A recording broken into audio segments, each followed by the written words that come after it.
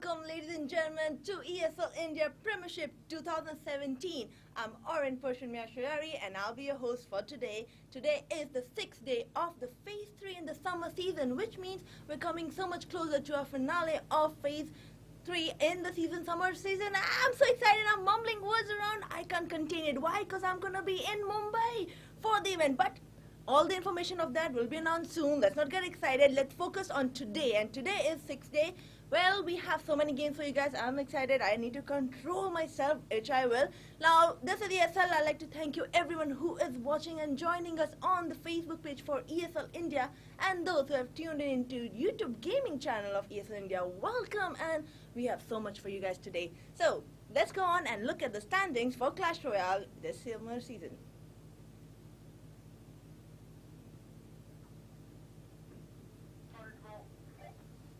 Alright, so as you guys can see in the standings for this season, we have Ruben on the chart lead with 12 points. This guy has not lost a single match this season. Now, in this phase, Prashant Pandey has been really playing on and off with winning 2 games, losing 2, but he's on second with 6 points. Doubles twin, Jimit and Rin have tied it out with 3 points each, while Asopa, Hasib and Arpan still have to open their khata. Well, that's for the standings, but let's go on and take a look at today's match for CSGO. For Clash Royale, I'm sorry. Now, today's match is going to be between Arpan Christian versus Prashant Pandey. Now, Pandey is someone I closely want to look at because this guy has played really phenomenal, and according to me, he stood 5th in Clash Royale Summer Season Phase 1 Master League. He turned out to be a giant killer in Phase 2 as he beat the strong players such as Miran and Doubles Twin, and he finished in the first place in this process. Now his Phase 3 journey hasn't been so great so far. He has been on both sides of losing and winning 2 and losing 2, which puts him in 2nd position, but he's not gonna give up. He is still our beast slayer. Now his opponent is Arpan Christian. Arpan is a 12 graduate. He is from Surat, Gujarat. He's been playing the game since its worldwide release, and he placed 3rd in Summer Season Phase 1. He finished his Phase 2 campaign by placing himself on the top of the chart. This feat made him eligible to be promoted to the Masters League. So Arpan is someone we have to watch closely. But PP isn't going to go down without a fight. He has to show us that he is the beast slayer. What's going to happen? Well, there's one way to find out, which is going to be in the match. But before I go on into the casters and the match, I have to mention our sponsors, the lovely people who help us bring all this awesomeness to you guys. Our sponsors, Oman by HP, Zoe by BenQ, and HyperX. They help us to make this presentable, and people who bring it to you is really good, amazing folks here at Nodwin Gaming. I'm Arpan, Prashant, and my casters are ready. Hopefully the players are ready. So let's go on to the games.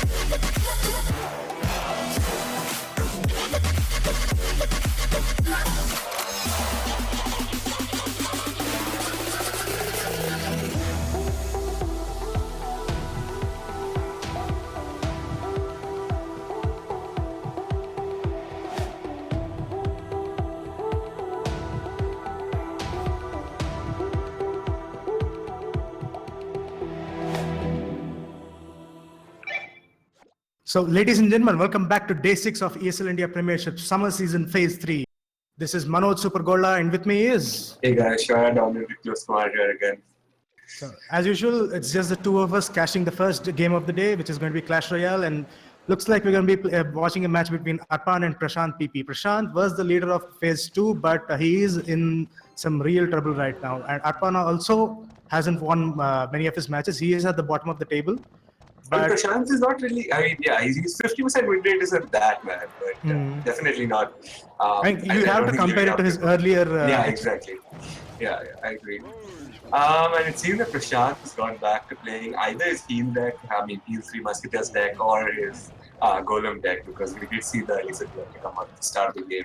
And I'm assuming Arpan is playing that deck. This is a 3 Musketeer deck. It may well be. And look at that. I mean, Arpan actually getting a lot of damage.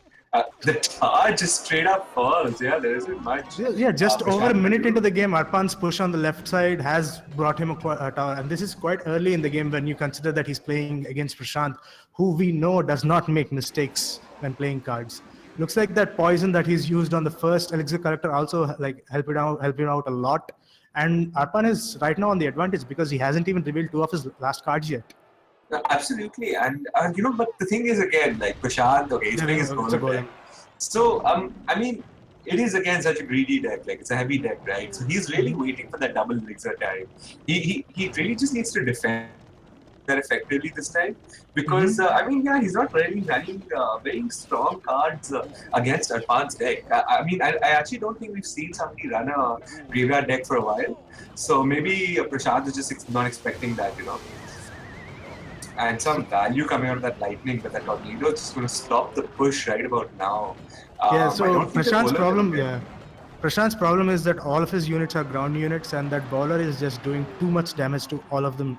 There's not much he can do right now. Like, I think Prashant is on the losing end of this one. This pretty strong though. Night Witch and a Golem coming out. I mean, that's nothing to laugh at really. I see an Executioner, I see Poison, I see a bowler, and a tornado coming out. See, there we go. That tornado, I think, a little late from Prashant's side actually, and I honestly don't know why he even used arrows over there. I think he was just desperate to bring. Yeah, he was just desperate to bring the units down as fast. Look at that bad madness right there, Prashant. It's not even bad madness. That was just desperation. Yeah, you win. I just have this card. I just want to activate your King Tar. Yeah, pretty much. Yeah, that was Prashant was just admitting the game is over. So good work, Arpan. That's some blitzkrieg right there. He was able to get the first star done just over a minute. He came out of the gates running, man. Come on, look at that. He got the tar down like knife through hot butter. True. So yeah, Arpan did manage to pull the wool over Prashant's eyes, as the saying goes, and managed to get 1 tar down and just maintained his lead. He wasn't like Prashant, as we saw Prashant yesterday. He went in for the kill against Jimit, but Arpan thought he might use his brain a little more and sort of defend the lead that he already has, thereby securing his victory. Maybe it would have turned out different if he did go in for the kill. Maybe he wanted another tar, but looks like the brain got the better of him. Prashant is, I'm assuming, now playing a new deck. Because if he isn't, then things are definitely not shaping up to be the best for him. Yeah, he is playing a new deck. Looks like he has shifted to the 3 Musketeer deck that he was... Oof, just about there. Yeah.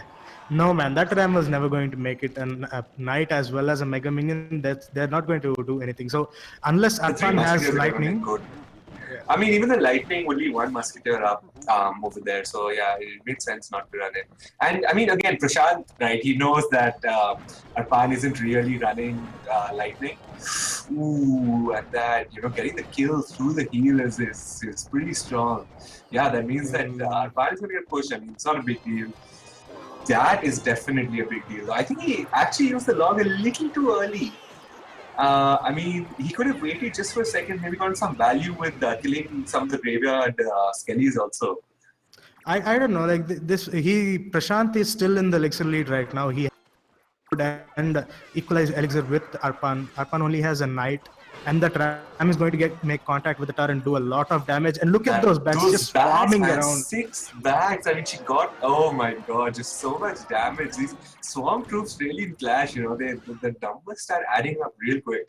So Prashant replied to Arpan's 1 minute tower with taking it out just 4 or 5 seconds after he lost his own, according to the And first game. he's just, look at that. I mean, he's playing his Elixir Collector, like he's trying to dominate, just sort of be like, if you can do that, I can do that too. Don't worry, bro. Yeah, exactly. And he timed that perfectly, actually, on the 3 Musketeers. I thought they might, one of the Musketeers might actually get hit by 1 tick of poison, but no, that's not the case. Yeah, but the thing is, one, Prashant doesn't make misplays like that, and two, and even if they did, look at that heal on point right there.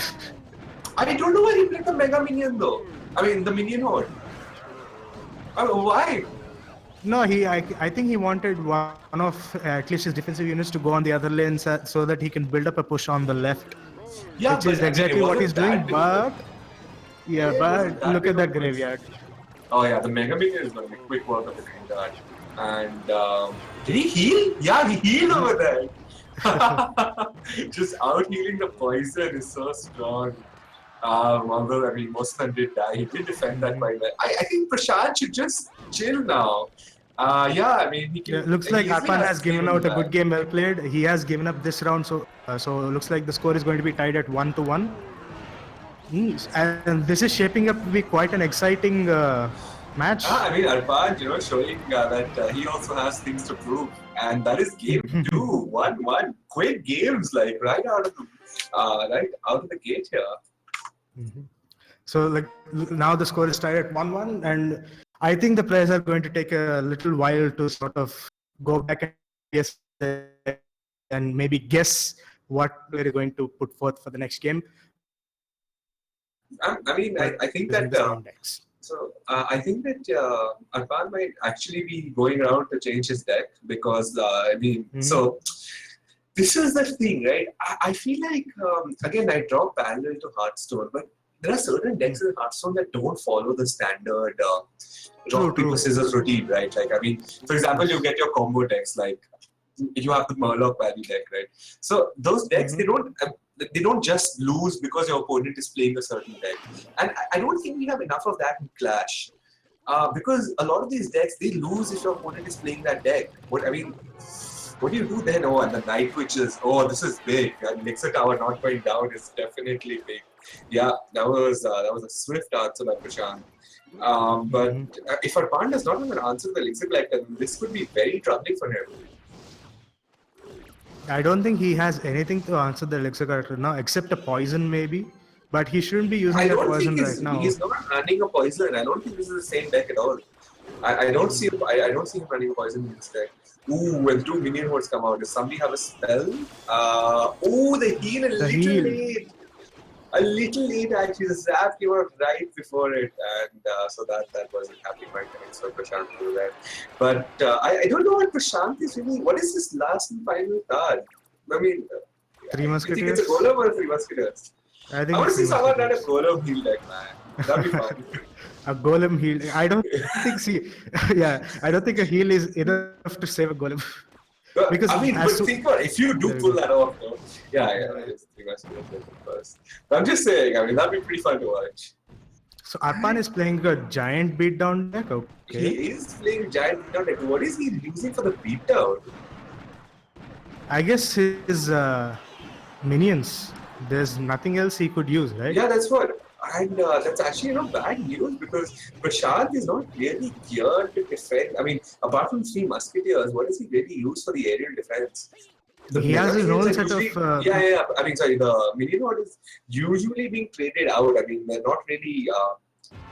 The cycle is off essentially for both the players, so it's not coming at the same time.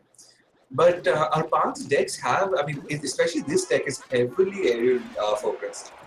And Prashant has been holding the Night Witch in his hand for that long, just because he knew that the Elixir Miner is going to come out. Had to be answered by the Miner, which had to be answered by the Night Witch. And that was good play by Prashant over there. Ooh! Arpan, that was a big play there, right there. Okay, so Prashant definitely in trouble. I don't know if the Goblin Gang and the minions. No, he has the heal going up. Those minions. But that's not enough. Look at that. The Dar is going to go down. I see 8 minions. I see 7. Wow. So look at that. Arpan has managed to push in with just minions. And, I guess that's a really good thing that he did not reveal that he had a fireball until the very last moment. He was able to That was a blitzkrieg the hell out of really that. good play. Exactly. And I spoke about this last time when Prashant was playing a Three Musketeer deck. That even if you don't have a card that can outright kill the Three Musketeers, as long as you have a combo that can, then it's still okay. And he executed that perfectly, I think. He timed the fireball, he timed the zap. I don't think Prashant could react fast enough for the heal to go off and actually. I really don't think Prashant even expected it. Like he had no idea what the final card was. Maybe it was a lightning, maybe it was poison, maybe it was freeze, maybe it was fireball. But there was no way he could guess, right? There could have been true, of course. And not only was he able to immediately take down the Three Musketeers, but he was also able to damage the tower with both the zap as well as the fireball, which eventually led it to go down. Yeah, but man. And look at this. The players are so eager. We're jumping right into game 4. Like the score is now at 2-1 in favor of Arpan. This might be the final match. If Arpan gets one more, he's gonna take this series. But let's hope he doesn't. Let's hope Prashant comes out with some more amazing plays. He has changed his deck. I see lightning. I see Ice Spirit. That lightning getting so much value over there. But I don't know if that's quite enough. That Executioner, oh man, that bowler, look at that, just pushing the Night Witch away. Executioner was the Execution. I think actually Prashant played the Executioner a little too early. I mean, if he played a little later, he'd have the tower helping out. Yeah, and he should have played it towards the center too. Like that was exactly. Bad placement, I would say. I didn't. Not really something you expect to see from Prashant. And I think Arpan has gone back to his graveyard poison deck. And Prashant is not again. I don't know what he's going to use to defend that to defend the whole graveyard poison push. And the knight is going to die, right? It's a hog cycle. It's a hog cycle deck that he's playing. That's quite interesting. But Arpan is running a tornado. Well played, Arpan. Arpan has successfully managed to activate his King Tower, and that is going to put some serious DPS on the board when it comes to defensive play. Absolutely. This is when you're running a hog deck, that's very bad for Prashant right now. And now, not only does Arpan combo coming out. Now, not only does Prashant have to successfully maneuver his way around to a hog while being on an elixir positive skill, he also has to bait out the tornado before sending his hog down. Things are not looking good at all for Prashant right now. He hasn't revealed two of his cards, but I'm not sure what two cards could really help him. I wonder. Tornado is going to come out soon enough. No tornado this time. Why did Arpan put down two cards? I don't think he needed the knight and the bowler. He just gave Prashant insane value on that lightning. Well, Arpan is the newbie to the Masters League, so things are bound to get better soon. He's going to defend that push fine, but I'm not sure. Not really. The poison is bringing the tower down, man. It's at 670, 640, 610, 500. I just mean, as in, the poison is of course unavoidable damage. There's nothing you can do about that. Yeah. Why? Okay. Yeah, I don't see Prashant winning this game, man. I don't think there's much he can actually do to come back from this. Unless the game is I don't know. I guess maybe he's waiting for. I don't have no idea what he's waiting for, man. Is he waiting for was Arpan running? No, that doesn't make any sense. He's just not revealed two of his cards. One more poison, maybe two more poisons brings down the tower. What are you waiting for? What are those two cards? How can they be not good enough to reveal even in overtime? Well, I've heard of the concept of dead cards in your hand in Hearthstone, but this is a whole other level. You can't compare dead cards in your hand in Hearthstone is okay when you have a 30 card deck. When you have an 8 card deck, you can't really afford dead cards. Looks like that poison is going to be Arpan's victory. It is the last, not even the last deck. In fact, there was extra to. This was a 4-match series, but it happened so fast. It happened really fast. The two first games were just like blitzkrieg right out. Oh man. So congratulations, Arpan, for taking your victory off of Prashant PP Pandey. This was some exciting, fast-paced action right there. So this is the type of stuff that we really want from our players. And thank you guys for 4 amazing games. Yeah, that was really good. And Prashant actually now in a bad spot when it comes to the leaderboard standings. And of course, it helps Arpan a bit, but I'm not quite sure where he ends up after this game. I just hope Prashant doesn't go into relegation. Man. Yeah, I do. I mean, I'm sure even if he does, he'll be able to battle his way out. So it's not. True. It's all right. Yeah, and with that's the end of Clash Royale for today. Really fast gameplay. So everybody on the stream, thank you guys for watching. Thank you to the players for giving us some amazing Clash Royale action. But guys, please stay tuned. We're going to have some CSGO and then some Dota 2 action coming up for you as usual. Having said that, this is Manoj Supergola signing off with... Sure, I don't need to please come on, guys. Thanks for watching. We really need to come up with a better name for you. We really do need to come up with a better name. Okay, but yeah. Thank you guys for watching. Please stay tuned. Vagish Godsley Arpan, just take it away. Oh, my mistake. Oh, it's not. Or in Persian, Mayav Shehari. Or in Persian, Mayav Shehari. Take it away.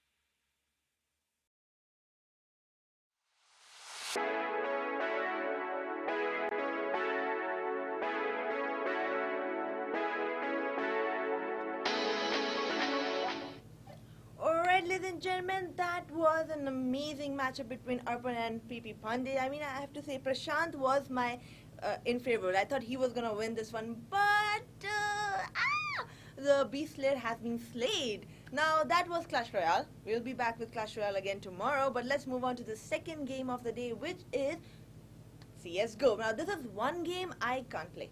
I think it takes a lot of skill level to play CSGO, and the two teams that are going to play today, it's actually going to be India versus Pakistan. I know you guys are still thrilled from the match going on.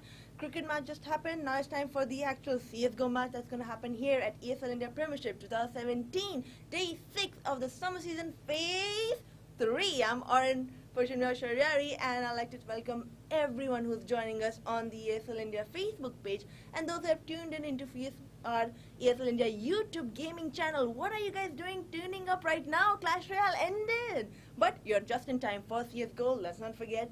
Now let's take a look at the standings for CSGO this phase 3.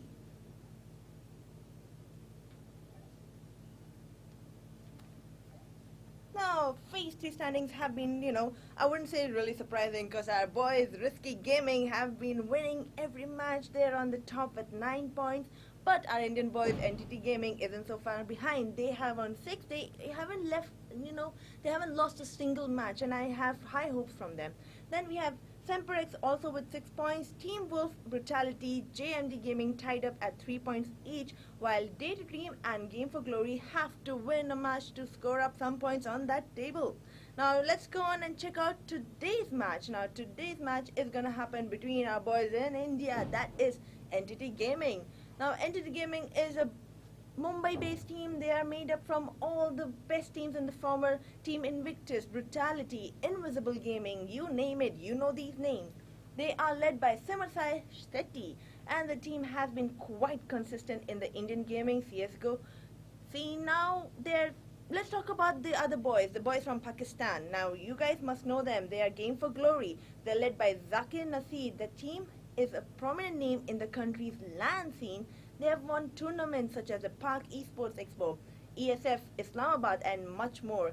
Their team has potential for prominence in Phase 2, and their first place was theirs. Now they are going to promote themselves in Phase 3 Masters. They hope to, show us the Pakistani boys, they got game, but we Indians, India wale, hum bhi haar nahi manne wale. So this is one game that's going to be exciting super. Now, you guys are watching ESL India Premiership. You know this game, anything can happen anytime.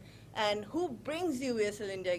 Who does that? Who are the people who are our lords behind this? That is our sponsors. That is HyperX, Oman by HP, Zoe by BenQ. These guys help us to bring a show which is organized by the amazing folks here at Nonwin Gaming. Now, I'm Arpan Mia Shariari. I am as excited as you guys are. So let's go on to the casters and watch the games to our boys here in India and Pakistan.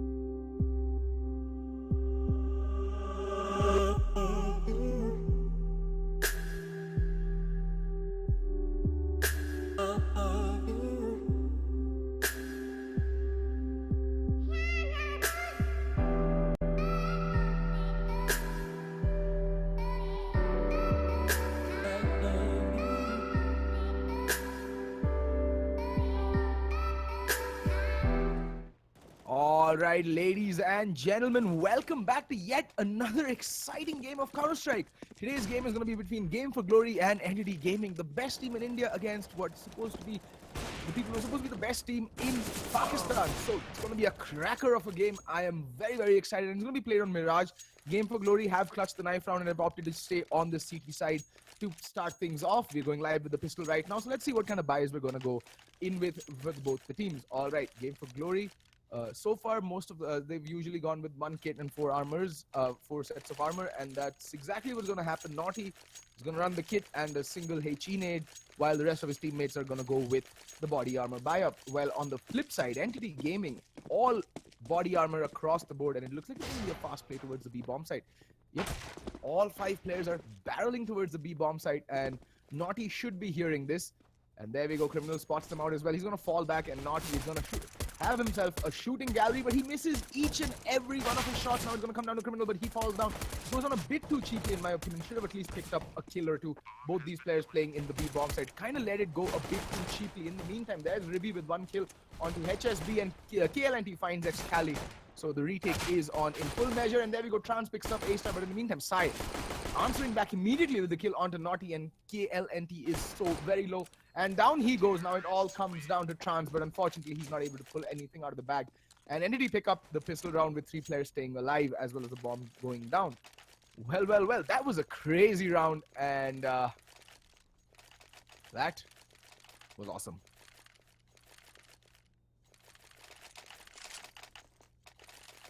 I felt that Game for Glory, the 2 players playing B, that is Naughty and I think it was Criminal over by B shot, should have done a better job of at least getting a few picks. Criminal, Naughty just missing all his shots as they went in B shot. B apps is just unacceptable at this level. And there we go, the A hit coming out, and Trans missing his first shot. And in the meantime, Sai picking up a double kill onto the players. There is HSB and killing, and there we go, Ribby spraying away, but A-Star picks up the kill onto Naughty. Now it's all down to Criminal, who does get the kill onto Ace. It's down to a 4v2. But Trans is so very low, and all he has is a scout to work with. I think they're going to call the stage right now. Oh, but unfortunately, Criminal just falling on his way as he retreated back towards Sniper Nest. And, well, now it all comes down to Trans.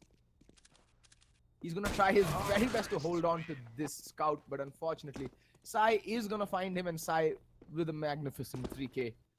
It was an anti-eco. Well, it was an anti-force buy, but that was a very well-played round. 4 players being kept alive by Entity there. Curious that Game for Glory decide to play Mirage against Entity. Mirage, I think, after Inferno, is Entity's strongest map. In fact, I'd say both Mirage and Inferno are right up there in the map pool for Entity. They're both these maps, they're phenomenal on both these maps. So curious that Game for Glory allowed this map to come through. And I mean, look at that now. Ribby just no respect coming, bombarding out of ARAM, gets the first kill. He started already finding kill in KLNT, and now the rotation is coming in through Market and Sniper Nest. There we go. Ribby finds the headshot onto HSB. And there's just no remorse whatsoever on these Entity back. Naughty landing a very, very cheeky headshot onto Excali, a double dink.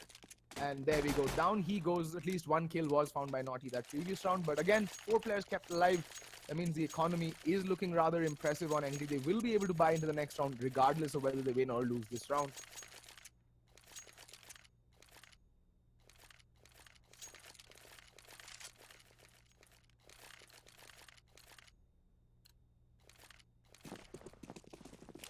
And there we go, Ribby. Mid-smoke crossing. Gonna be the first buy round. Oh, a messed up Molotov there from a teammate, and A-Star is trying to beat a hasty retreat. And yet again, a very fast play towards the B-bomb side. Sai is just making a ton of noise over by the B-bomb side, and Ribby in the meantime opening things up in Palace with the kill onto Trans. This is gonna get dire because man advantage has been wrestled in their favor, and Sai making that double 3 against 5 now. Sai landing a nasty headshot on the Criminal who had pushed up in D-Apps. In the meantime, HSB does find Ribby, but mid control has been completely established by Entity, and now the rotation should come in. That smoke should signal the fact that they are going towards the B bomb side. But look at where the bomb is. It's all the way by T-spawn, but Sai and A-Star, they're just not stopping. Sai getting the kill onto Naughty. That leaves just the 2. And there we go. Sai, what a headshot onto KLNT. And now HSB is all alone. That beautiful knife and that beautiful howl on display. But he's all alone. All he can do is save and maybe try and get some exits. But Entity just like I said, right, this map is Entity's playground. You really don't want to go up against Entity in this map. And A-Star, oh, did HSB time out? Oh no, in fact, playing the perfect mannequin challenge there, HSB. But now he knows, now the entire Entity squad knows where HSB is playing from. At least he's in the A side. So they're going to completely bombard him. I think they spotted him. Yeah, Excali did spot him there. Now, like I said, they know exactly where he's playing from. Position has been triangulated. And there we go, Excali scalping HSB. Not a single player surviving there for Game for Glory. And now they'll be forced to go for an eco. Personally, I'd prefer if they not buy up armor pistol, maybe just go with upgraded pistols because they will be on the max loss bonus for this round. They should just go with, yeah, they are going with upgraded pistols on a couple of players. 3 players to be exact. HSB with the Deagle, Naughty with the P250, and Trans also with the P250. Okay, now Criminal has also picked up a P250 for himself, while KLNT decides to stay on the USP. Okay then, a little bit of a misplay there. So he spots out Excali, does take some damage, but then doesn't have damage as well. In the meantime, A-Star just gonna Kobe KLNT off the server. And again, it's going to be a fast B play, and Criminal's going to have it all to do. He's going to get surrounded on all sides. Landing a very good headshot on the side, though. But Ace is there to trade him out. And look at that. A-Star with the MP7 just mowing them down left, right, and center. He's just in it. Oh, but Trans holding a cheeky corner and shooting A-Star in the back, his body arching like a tantric yogi and falling in a crumpled heap by Connector.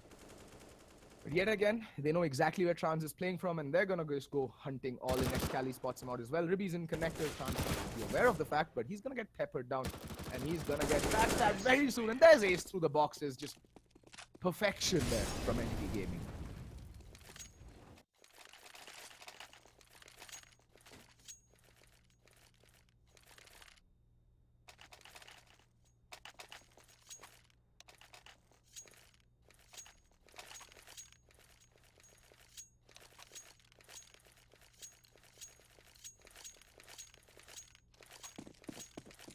Alrighty, 5 rounds on the board, and now finally the buy coming out from Game for Glory, and they go straight for the double op setup. I mean, it's the go-to setup. Mirage, it really works. Naughty playing mid with the AWP. Ace needs to be careful. He's gonna smoke off Sniper Nest. He's gonna be careful. He's gonna be safe. Not gonna really take the peek unnecessarily. Or they might just double peek this player over at Sniper Nest. You never know. But there's very heavy mid presence coming out from Game for Glory. There's 3 players over by Connector. And there we go. Naughty picking up the first kill onto Ace. That's the man advantage wrestled in the favor of the CTs for the first time in 5 rounds of Counter-Strike played between these 2 teams thus far. Very scattered here, Entity. They're not really doing much with the map control that is being afforded to them. not going for the mid presence this time around. They've done that 5 rounds in a row. Sorry, 4 rounds in a row. They didn't really go for the mid presence in the pistol round, but now opting to go up on A ramp. It's gonna be an A split push from Palace and from T ramp, and I think the CTs might be aware of the fact. Look at that, Trans just spotting Palace. There's no one really spotting A ramp right now, so that's gonna be a problem. And because HSB didn't spot anyone mid, he has an inkling that there is someone. It most likely is an A hit, and the rotations are coming in. There's HSB gets completely blinded, so does Naughty. But there's the AWP, he finds Excali. This is looking good already. HSB with the kill onto Ribby as well. This is actually looking very good. And now Entity beating a hasty retreat back towards, well, they really don't have the time, honestly, to go back to the B bomb site, but they're going to make their way back towards the A bomb site yet again. There's 20 seconds left on the clock. There's really no necessity to rotate. And I just don't understand why everyone from the CTs is watching the same angle. I mean, seriously. Especially Trans. I don't get why Trans is watching CT right now. He has a player in market. And it looks like Entity are going to save these rifles for all intents and purposes. There's really no point in going out and giving up your life for no rhyme or reason.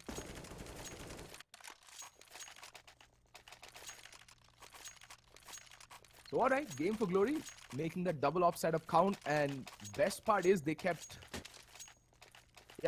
every player alive that previous round. So that means now their economy can slightly start building up, especially because that heavy investment going into that previous round with the double op setup. So they really cannot afford to lose too many personnel, even the rounds that they do pick up from now until at least 2 more rounds.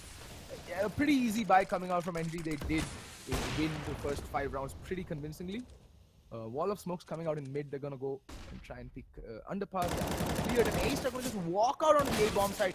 And Excali finding a nasty headshot, but there's Naughty missing an easy shot. He really should have landed that, and Excali just going ham. He's already picked up 2 HSB. In the meantime, does find Ribby, but he again gets instantly traded out by A-Star, and side feeling an easy smoke. Naughty's just gonna back away and wait for backup to arrive. In the meantime, bomb has gone down, so it's gonna be a 3v3 retake situation.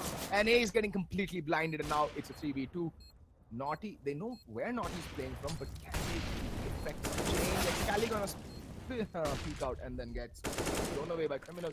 So 1v3, bomb is not planted for Sai, and he's gonna get smoked off. This coming in, and Sai does manage to trade on 1 player, but there's KLNT with the refrag, and Game for Glory put their second round on the board. The score is 2-5. Both the ops also get saved. That means a decent buy can come in from Game for Glory as well. In the meantime, Entity has money for days. Like, they got the bomb plant down. They can easily buy into this round as well.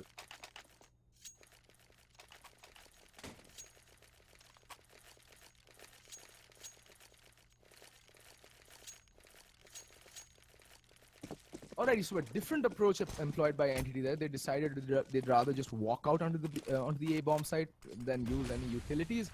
And later they used the utility a little. Delayed was the utility used.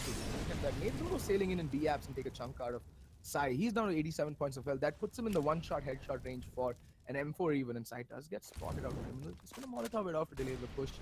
And yeah, it indeed does push Sai back. In the meantime, KLNT has his off trained over to B apps with the AWP. And again, it's a very heavy mid-presence Sai. Very eager to push. And there we go, A-Star opening things up with the kill on a Naughty. He pushed up underpass. First time they've pushed underpass, and it yields very good results. In the meantime, KLNT needs to be careful because, well, Ace is gonna, well, they're gonna fall back, and I think they're gonna regroup for a B push with Ribby on the late lurk. He's gonna try and cut off the rotations should they happen from. He's gonna fall back as well. All right, so it's gonna be a consolidated B push. It's all gonna come down to Criminal and KLNT and how they hold off this eventual push. But they have a lot of utility still on the Entity. They have 3 smokes and a whole load of flashbangs. So they can easily overwhelm this B defense just based on the utility they have at their disposal. In the meantime, oh, look at that. Completely blinded, but KLNT still lands a shot through the... Even though he's completely blinded, in the meantime, Criminal does pick up Ace as well. But A-Star and Excali open up the B bomb site. It's going to be a 3v2 retake situation that Nate goes sailing in and does absolutely bugger all. In the meantime, Ribby picks up with the AWP, shuts down Trans, and now it's all down to HSB. 1v3, can he do it? He's done it time and time again. Does spot out Ribby missing a shot. Sprays him down, but there's A-Star with the refrag. Pops out of bench and just decapitates HSB where he stands. And that is all she wrote for Game for Glory for that round at least. And Entity back with the momentum, not allowing any kind of flow to set into the Game for Glory lineup, just constantly setting them back. And because they went in with such a heavy buy, and the previous round they lost 3 rifles, the buy coming in from them is going to be pretty shambolic. While on the flip side, the money on Entity still looking decent on 2 players, A-Star, Sai, and Ribby, though, with a different tale to tell. Although KLNT does have the AWP, but it's going to be HSB in mid with the Deagle. So I think they're doing this. They don't want to give too much away to Entity. But for the meantime, KLNT is going to be completely smoked off. Right? He's a little gap, but he's completely blinded. That flashbang, he ate that flashbang. And there we go. KLNT makes the op presence known. That's exactly what Entity wanted to know as to where the AWP was playing from. In the meantime, Sai is just making so much noise over by B-Apps, and the B-Split coming in full measure. In the meantime, there we go. KLNT picking up the kill on the A-Star and swings back and gets the kill on the side, but missing an easy flick, and Ribby there to punish him for that miss. HSB in the meantime, Deagle chain towards B-Shot, and what a 1D.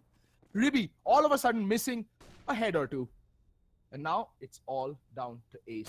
1v3, spots out HSB, sprays down, gets him very low but unable to land the kill, unable to finish off the job. And well. 2 players in market and 1 player coming all the way from B-Shot.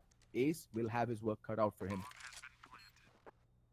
And he's going to do the smart thing. He's just going to peek and gets the headshot onto HSB, and not he's spraying away. But Criminal with the rescued M4 picks it up and shuts down the Entity Gaming hold. Unfortunate there, they got the bomb side control, but HSB with that nasty Huan-Dig just completely raining on Entity Gaming's parade this round. And let's not forget KLNT's contribution to initially getting that 2K, absolutely essential. And that is, so I would contribute HSB's frag to be one of the most impactful frags in the round. And then obviously not to forget the fact that he did even 60 more points of damage to Ace. But that, along with KLNT's initial hold with the AWP, absolutely magnificent.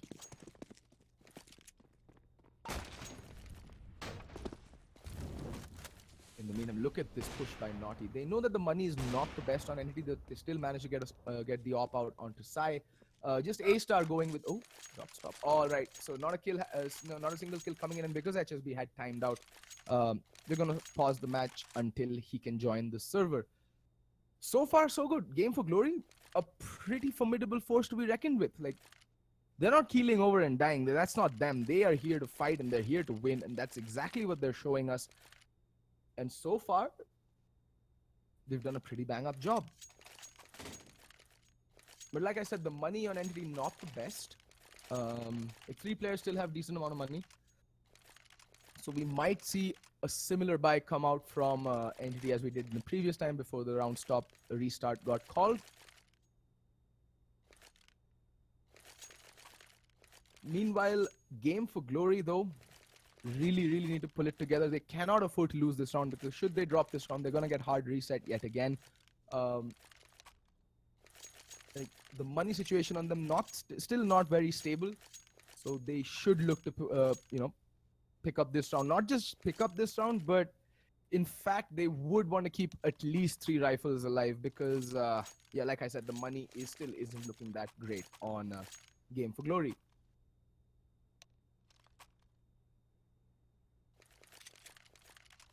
And oh, even more timeouts happening. It's like it's a potpourri of internet connection failures. So the moment HSB joins the server, we have A-Star, we have Ribby and Ace dropping from it.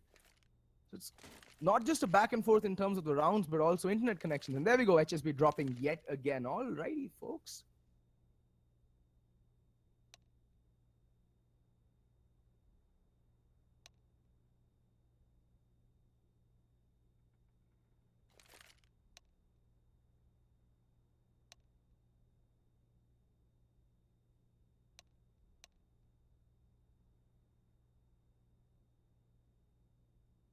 Well, some unforeseen circumstances here. So in that case, let us just take a leaf out of the book of Hellranger's book of strats on how to play Mirage with the double op setup. So this is a play that Hellranger became famous for in the Indian Counter-Strike scene, because he's notorious for falling back onto it over and over again. Some would say he's a little bit too, over-reliant or over-dependent on it. But what he does is, once he gets the double op setup going on Mirage, on the CT side, he posts Antidote by CT Spawn or Shabby by CT Spawn, and Antidote plays either. So the ops are playing either B short and CT Spawn. So by Ticket Booth, essentially. So they have a very good crossfire going, and what D2D does is that they give up mid control. They absolutely they really allow the teams to just completely their opponent to have mid control, and they just pick them off one by one as they either enter B short or connector. Because what they play is a 3-2 setup. One player is a dedicated B apps player, one player is a dedicated Palace player, one player is watching the T-Ramp push. That's the two other players in A.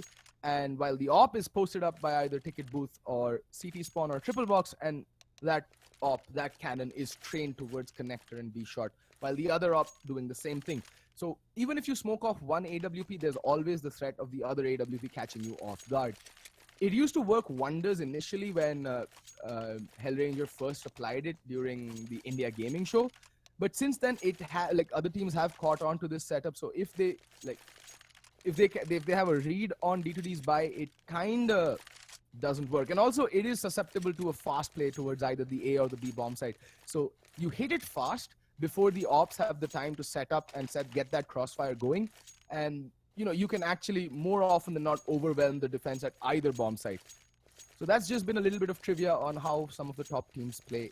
Well, one of the top teams sets up for one particular round. So you can try and employ it for your own team if you have two decent oppers, or even one primary opper and a secondary opper who's, who thinks he's feeling it for that round. So you can employ it.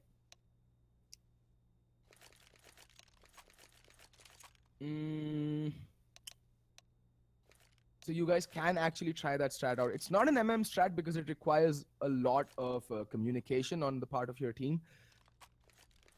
But if you've got that going for you, like if you are a team that's playing at the semi-professional level in India and you've got that level of communication and understanding going, it is a pretty viable setup on Mirage, and it can catch a lot of opponents off guard.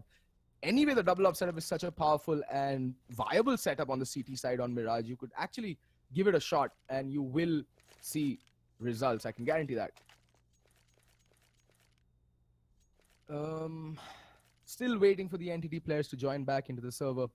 So what else can you do on the CT side in Mirage? See, as the T side, your options are fairly limited. There's always mid control. Then you can there's a myriad of ways in which you can actually establish mid control. The most conventional is you have two players pushing underpass, two players push mid, and one player watching Palace or T-Ramp or T-Spawn for CT pushes, counter pushes. That's the most, common default for mid control in Mirage on the T side. But here's the prerequisite for any decent T side on Mirage. You need extremely sharp aimers and heavy hitters in terms of entry fraggers on your team. You cannot rely solely on an execute or a strat, because I'll tell you why. Mirage is such a popular map now in the current map pool, especially considering the fact that Dust 2 has bitten the dust. No pun intended. But yeah, Mirage is the most popular after Dust 2, especially in the Indian scene, given how the other maps, the number of times they're played out. So what you really need is a couple of very heavy hitters on the T side. So regardless, you might have all the smokes down, you might have all you might have all the executes down to perfection, but you still will get mowed down as you walk into a site, because at the end of the day, even if you smoke execute and walk into the site, you have to take the site from the CTs, and there's so many corners and so many angles to clear that you need those raw aimers, the ones who can just snap onto the head, who have the premium aim locks just hardwired into their brains, and watching them play is actually like watching some cheater play with a spin bot. That is how good your aim needs to be if you want to succeed at the highest level of Counter-Strike, which is why Mirage is primarily a CT-sided map, because even at the highest level of Counter-Strike, most players are almost identical in terms of the mechanics, not movement, but aim-wise. Everyone's a godlike aimer. But it all comes down to the fact that how well you can actually amalgamate the play styles of your teammates and utilize them to their best potential. The T side becomes inherently difficult because you're left with you can get mid control, or you can go for a fast play towards the A or the B bomb side, because at this level a set execute really has little chances of success, because most teams are ready for it. We've been seeing set Mirage executes you've been seeing, like, as a player, you would have been seeing set Mirage executes ever since you were a Gold Nova 4 or a 3. The moment you first went onto YouTube and searched no bullshit Mirage or Mirage smokes, you would have internalized a Mirage A or a B execute, or even a mid take for that example, for that matter. But still, the most prevalent thing for most teams is still mid control, because for Mirage, it is the most important thing as a T side, because it literally splits the map in two. And that is where you can actually start, turning the screws in and start applying the pressure on the CTs, because you can literally hit any bomb site. And if you feed a constant flow of misinformation and selective information to the CTs, you can hold off and delay rotations for a very, very long time. And that is exactly what most teams try to do. That is why you will see most T sides have one passive lurk, either playing B apps or Palace or even A ramp, because their primary role is to hold off the rotations from coming in. And there we go. Ooh, Naughty showing us some hardcore parkour and going to push up mid. Did the same thing the previous round, but he went from connector. That flashbang's gonna go off behind him, but so smart from ID. They already suspect there might be some push coming up mid, but A-Star's gonna get caught off guard. And look at that. That's Naughty with the bomb control as well. That is absolutely disastrous. And now KLNT knows that there has to be someone underpass. If the bomb was making its way out top mid, there will always be someone underpass. And now the pressure does come onto the players playing Palace and A-Ramp to make a lot of noise. And that's exactly what xCali and Ribby do. They open up single-handedly. And Trans goes unchecked, and Trans with a quick double kill to even things out yet again. 1v2 in the meantime. Ace has picked up a lot of damage and has retrieved the bomb as well.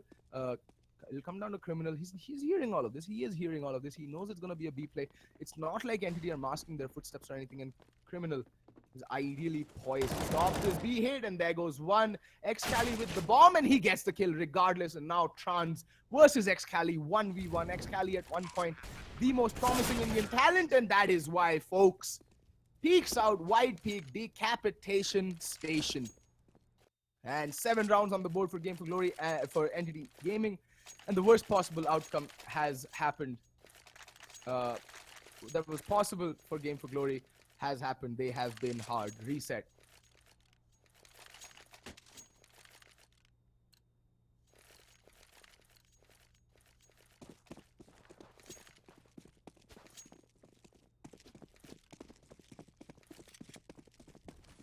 Already, so we're already going to see some aggression from the CTs. There's a very heavy presence over towards Palace and A-Ramp. Very aggressive, and well, Trans and HSB picking up a quick kills apiece. There's Ribby though with the trade, and Ribby needs to hightail it out of there. He's taken a ton of damage. In the meantime, the hit has come towards the B-bomb side, and Ace and A-Star have managed to establish control. But in the meantime, both HSB and Trans have managed to recover a rifle apiece.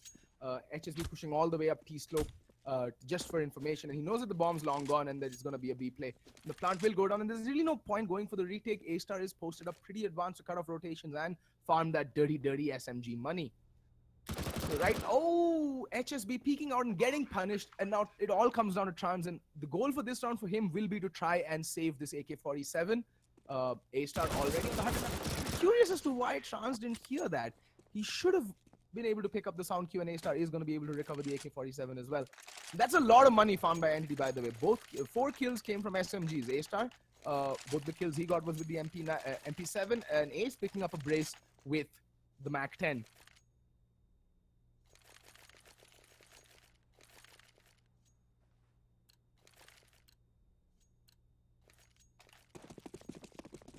Alrighty, 8 rounds on the board for Entity, and now Game for Glory finally cobbling like a semblance of a buy together. They do have 5 rifles on the board, but the utility on them is pretty shabby.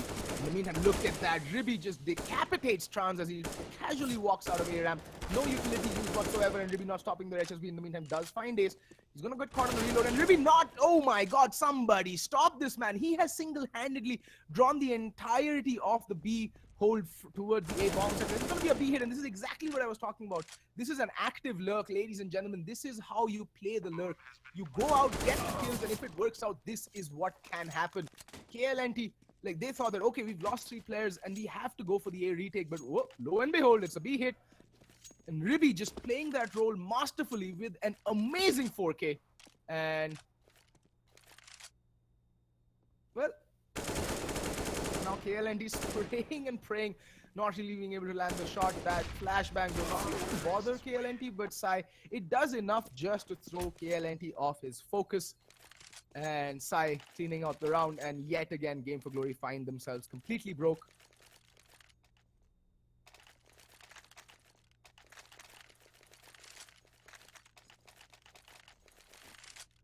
And now they're in a bit of trouble. They are on a 3-round loss bonus. They're gonna get $2,900 for the next round if they will lose it.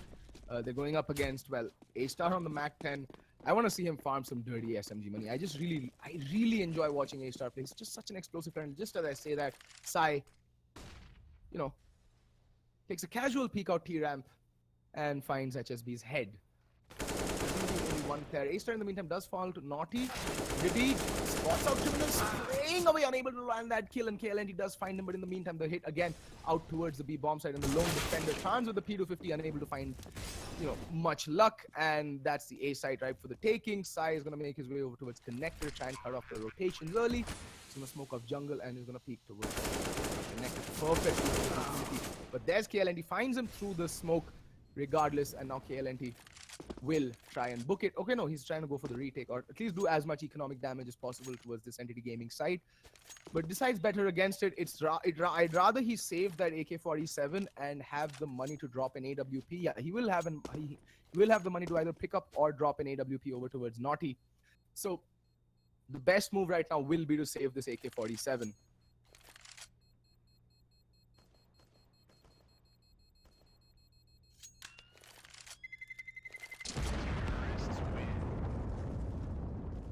And there we go. Entity, 10 rounds. What a resounding and dominant T-side performance from Entity Gaming. We all know that their T-side is on point, especially considering the fact that they have explosive players like Sai, Xcali, Ace, and A-Star. And the fact that Ribby is just the perfect counterbalance to all these 4 explosive players. He brings in the experience, he brings in the more paced and tempered approach to the play. He's the one doing the lurking, and it takes a lot of skill to lurk. By the way, ladies and gentlemen, you need to be aware of when to push, how to play a particular round depending on your team setup. And look at that, double op out yet again, and yeah, there's one op. Yeah, both the ops, very heavy op presence with the AWPs over towards mid. Both the ops concentrating towards mid, and look at that, Ribby yet again playing the lone lurk over towards A ramp.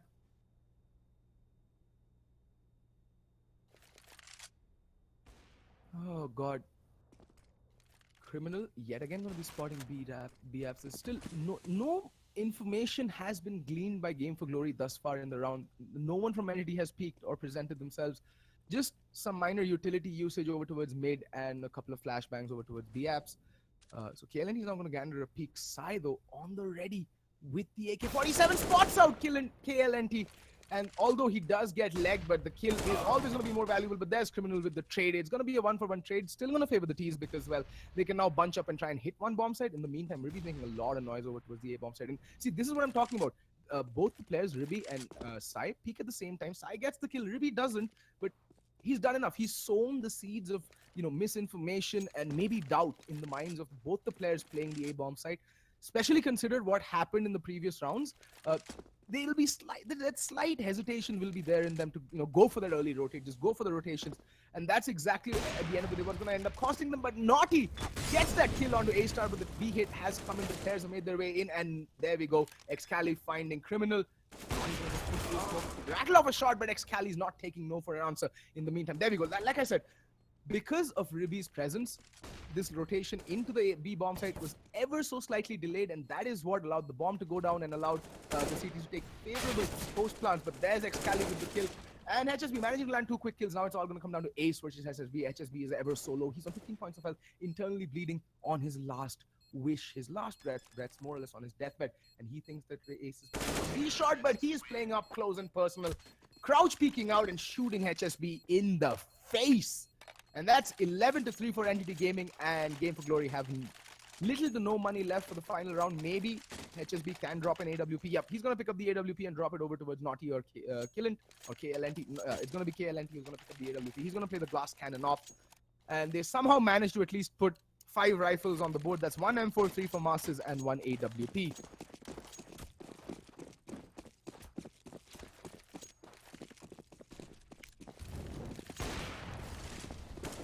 Okay then, KLNT though, going huge with that AWP. Picks up 2 kills on the trot. Finally, the man advantage does lie with Game for Glory, but they really need to play together and consolidate their hold towards connector. It's a very heavy mid presence coming out yet again, and HSB, I don't think he spotted out the player by chair. And in the meantime, Ribby is going to go out peeking in underpass. That smoke's going to go coming out. And Naughty getting decapitated by A-Star over there. A-Star just too quick for him. And now the man advantage has been neutralized. 3v3 as the round stand right now. HSB with the M4. The op has been lost, but I think, oh, Trans trying to go and recover it, and that boost play coming out. Exceptional from Entity. They've just been reading it like an open book. Oh, HSB getting spotted out, but Ribby kind of fluffs his spray. And in the meantime, support is coming out from B-Shot, and that double peek kind of going to seal the deal. Now it's going to come down to a 1v1 Criminal versus Ribby. The old versus the new, and it's going to be the new that trumps experience this time. Ribby losing his head. And Game for Glory do manage to put 4 rounds on the board on the CT side.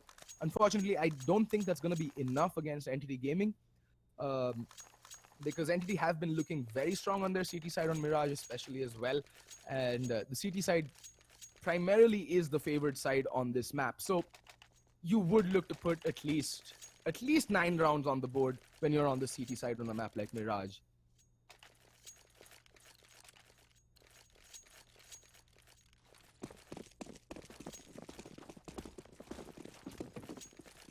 Alrighty. So what do we get to see from Game for Glory on their pistol on Mirage? They kind of blew G outfits out of the water when they played Mirage. That's the last time I saw them playing this map, and they literally destroyed them on this map. It's a very heavy mid presence. Ribby might just get caught out in the open, and yeah, he does, but he's going to beat a hasty retreat. He's not going to offer up himself on a silver platter, but in the meantime, Ace, again, getting completely blinded, gets one. Can he land the second? No, he can't. It's all going to fall to Excali, who's playing by benches. Very, very back in the bomb side. Gets one, tapping away, unable to get the second. In the meantime, Naughty and HSB finding the killer piece, and now it's all going to come down to Sai. All of a sudden, it's a 1v3 retake situation. Sai spots out Naughty, tapping away, unable to find the kill. Sai, though, with it all to do, does have a kit to play with, but that aim punch is going to be real because he doesn't have an armor on. He doesn't have armor on, so just, oh, failing that jump though towards ladder room. And there we go, Naughty cleaning out that round with the final kill onto Sai. And Game for Glory do what was desperately needed for them to at least able to have a semblance of a comeback into this game, and that is pick up the pistol round. Now, if they play their cards right, they can easily pick up the next 2 rounds. But that's all going to come down to the fact that they actually do end up playing their cards right. Don't underestimate Entity on a force buy, folks. They are, I think, after Brutality, possibly the most dangerous team on a force buy. And look at that buy. 3 CZs, 1 Deagle out onto Sai. I want to see where he takes this. Obviously, he's going to take it to the middle. The hand cannon. Can he find them? 1 Deags. The answer for now is no. KLNT with the scout. Doing some damage onto Sai, and he's going to fall back. Meantime, there's Excali playing up close and personal by B-Apps. Here's that Molotov go off. He's going to take... Okay, no. Here's that flashbang go off, rather. He's going to take a more favorable position. Okay, he's back at Vans. Smoke going to delay the push for a while, unless, you know, Trans decides to go through it. And Bomb is out at mid, though. So, still very non-committal in their approach, Game for Glory. They're just feeling out this CT setup. They don't want to go walking into a stack, because these pistols in CSGO, as we all know, are OP as all hell. So, you don't really want to go peeking around those close corners, especially with a CZ or a 5.7 or a P250 waiting for you. Look at this, Excali holding an offish angle over by B-Apps. He might just catch Trans off guard. He just peeks right now. Trans does pick up the kill onto Ace and gets the second kill onto Excali as well. That's the B defense completely nullified. And now Sai has rotated over with the hand cannon. Can he spot out? Trans does so, but Trans just too quick for him, and that's 3K. That's a 3K for Trans, and he's looking hungry. And there's Criminal. He finds out, he spots out A-Star, who's been brought down in an instant to 7 points of health. And look at Ribby.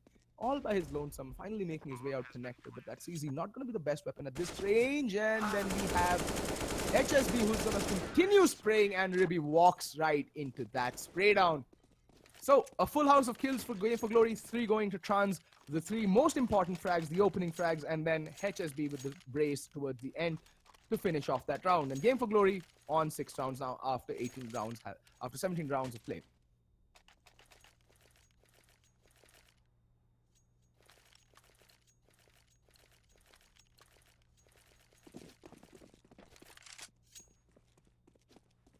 Okay then. Oh, look at this. Look at this from Entity. They're just so brutal. They're going to just push up Palace. HSB spots them, gets 1, gets 2. Can he get more? Hasn't taken even a spot of damage. And in the meantime, Ribby's going to get burned in connector. And there's one player already making his way towards ladder room. And Ribby's going to get spotted out regardless. And there we go. Ribby in a duel for his life. Can he do some damage? Does manage to land a dink onto Criminal somehow. Now, broken murder hole. I think they might just prefer the B hit because...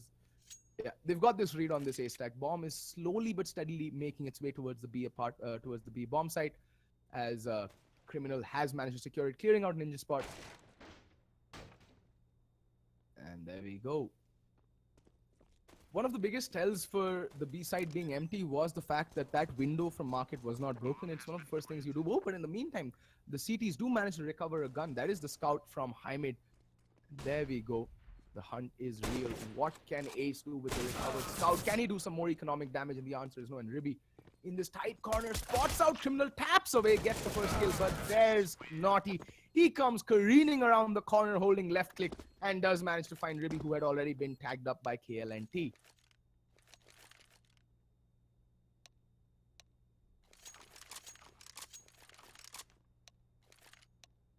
Alrighty, folks, we have a game on our hand because Game for Glory have started to mount a comeback on their T side. They won the first 3 rounds after winning the pistol. They did manage to put both rounds on the board. And now the buy coming out from Entity will be a slightly muted buy in terms of the utility. That's what you sacrifice if you go for that second round force buy after losing the pistol, especially on the CT side. That is the primary reason that you see a lot of the international teams, the tier 1 teams, starting to move away from the force buy meta, because a lot of the T sides have kind of figured out how to counter this pistol play on most maps. Cobblestone still viable, overpass, it's situational. Sometimes it works out, sometimes it doesn't. But on the more commonly played maps, Mirage, Cache, kind of doesn't tend to work out that often or that well, in my opinion. So teams have started to move away ever so slightly from the force buy meta and have gone for the more 1.6 approach, where you actually if you pick up the pistol, you get the succeeding 2 rounds. That's 3 rounds on the board, because the opponent teams more often than not will choose to hard eco both the rounds so that they can go into the first gun round with all the utility, all the nades, the AWP is out with the armor as well, along with the kits and all that good stuff. But I think that meta is still to percolate down the tiers and reach the Indian teams. The only team I've actually seen employ it on a regular basis have been Team Wolf, and they have reaped the rewards of that, picking up a couple of games, especially a lot better in terms of their round conversion ever since they've adopted the full save meta.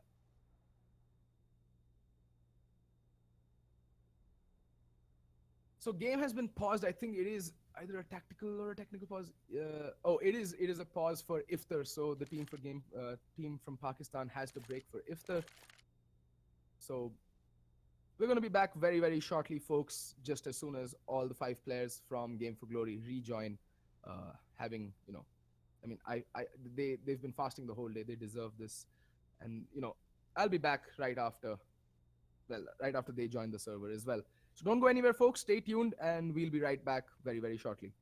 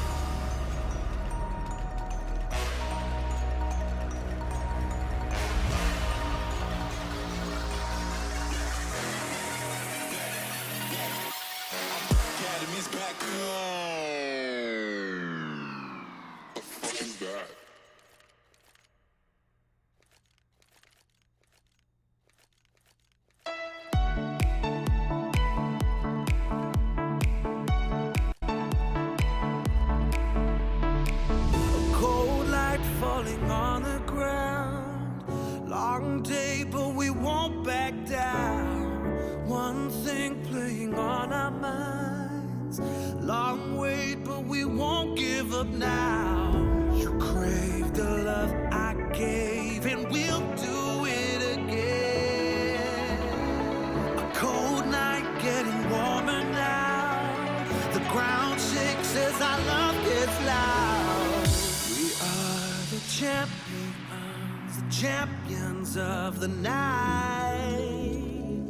We are the champions of the night. Yeah. We are the fighting type, the ones that burn so bright. We are the champions of the night.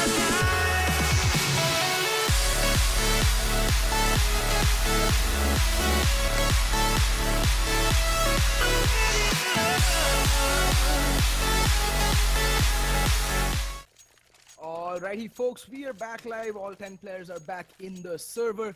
And we're going to go live with the 19th round of Counter-Strike. So far, it has been... Well, Entity did dominate their T side, getting 11 rounds on the board. But they have lost their first 3 rounds on the C side. They're going to come out with their buy right now. 5 rifles. Pretty limited on the utility and 1 kit out onto Ribby. What can they bring to the table is the question. Again, we see a pretty heavy mid presence. 3 players concentrating their focus over by mid. That is the early round default for most teams playing CD side on Mirage, because you want to deny that mid control early on for any T side. So yeah, and that is exactly what they managed to do. So mid control still not in the favor of the T's, and they're not looking to really get it either. We do have Criminal here. I think he's going to be the late lurk, going to try and pincering into the A bomb side or cut off the rotations coming in from Connector and Catwalk. But the main hit is going to be focused towards a ramp, and Ribby. And there we go. The set smokes do come out, and now Excali has it all to do. I think, yeah, they're going to fall prey to this standard. Execute. The smokes are going to go down. They're going to allow for the bomb to go down, and they're going to go for the retake. It's going to be a 5v5 retake. In the meantime, Criminal has made his way all the way up Catwalk, and is going to go into Sniper Nest. This can spell doom and gloom, because Ribby does find 2 kills, but he does get traded out by Trans. And such a smart retake. And there we go, Sai finding the head of HSB, and Trans in return returning the favor in kind, and Criminal gets the kill onto Sai as well, but A-Star gets the kill onto Criminal, and now it's all going to come down to Trans, who's playing from under Palace. He has a fairly good position. His positioning is decent for this kind of retake coming in, but the kit has been lost. I think it was on Ribby, and that's exactly what they've gone to recover. It's in Sandwich, but there we go. The bomb's still not going to be able to go down because, well, Ribby doing God's own work there, getting the planter down. And that is exactly what's seen the round for Entity. But in the meantime, though, because Entity lost 3 rifles in that round, their by themselves is not going to be that good. Again, in terms of the utility side, on the utility side of things, there you go. You can see that right now. Sai and Excali, the only 2 players with full nades. Otherwise, they just have 1 smoke on A-Star, 1 smoke and 1 flashbang on Ace. Although they do manage to put 5 rifles on the board, so that's going to be huge. But the buy coming out for Game for Glory is going to be significantly stronger in terms of both the guns and the rifles. But look at this mid push, and A-Star just remorselessly mowing down a Game for Glory in mid. But there is one more player who was, tempted to peek underpass, but that Molotov is going to throw a spanner in that plan of Trans, and he's going to back away and refocus his attention over towards B app, where there is Ace lying in wait with that beautiful M4A4 Asimov. Just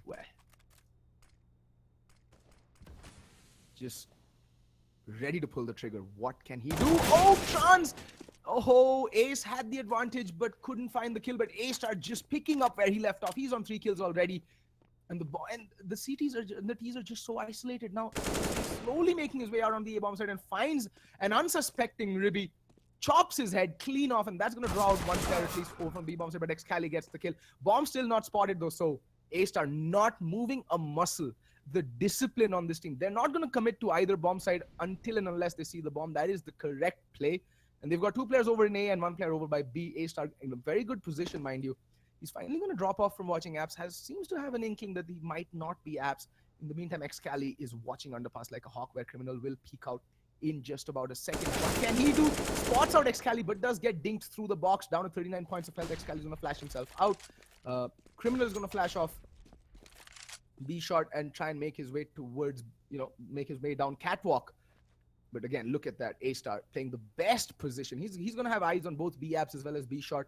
Needs to be careful. Criminal doesn't know where A-Star's playing from. So he's got a lot of cleaning up to do. And unfortunately, A-Star, perfect positioning coming out from A-Star there, ladies and gentlemen. That is how you play solo on the B-bomb side late round. You want yourself covered from as many angles as possible, and you want to be in a position where you can peek out and cover as many angles as possible. And the bench was the right call to make. Excali called it. He spotted him connected. So there's two spots that he can actually come from. There's going to be B short, and that can be apartments. He go to either high mid or underpass. So A-Star took the perfect position available to him, and that was benches. Look at that, a fast play coming out towards the B-bomb side. 5 players on a roll. What can A-Star do? Chucks a nade. Oh, that nade can do so much damage, but unfortunately, not even doing a lick of damage. All that utility unloaded for nothing. See, this is another good thing that Game for Glory just did. This is misinformation. They thundered up B apps, drew out the nades, and then are now just simply walking while they've made noise going back. So it might just, indicate that they're falling back, but that's not going to be the case. A-Star, unfortunately, the only man who's going to get 1 kill, but there's Ace, again, just 1 kill. 1-for-1 trades across the board. That's not really going to favor the CTs, and Ribby, nice flick shot on the Criminal, and not stopping there, gets a double kill for himself. In the meantime, Sai is going to be spotting the final player. That is Naughty, and he gets him through the smoke. Somebody whack him. Actually, there is no whack involved. He just saw the tracers and just readjusted his aim and ended not. He was already left internally bleeding there. Alrighty, Entity, 14 rounds on the board, and Game for Glory's economy. Okay, they can buy into this round.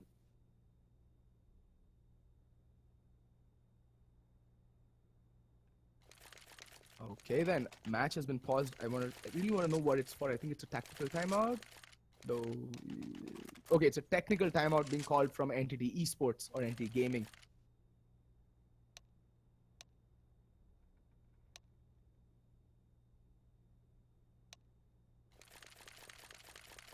Okay then.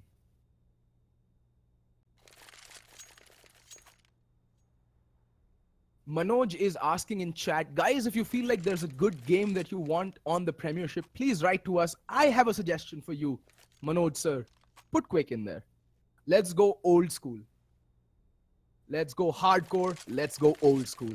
Quake. Ladies and gentlemen, how many of you in chat would like to see Quake? Just have a hashtag Quake spam in chat.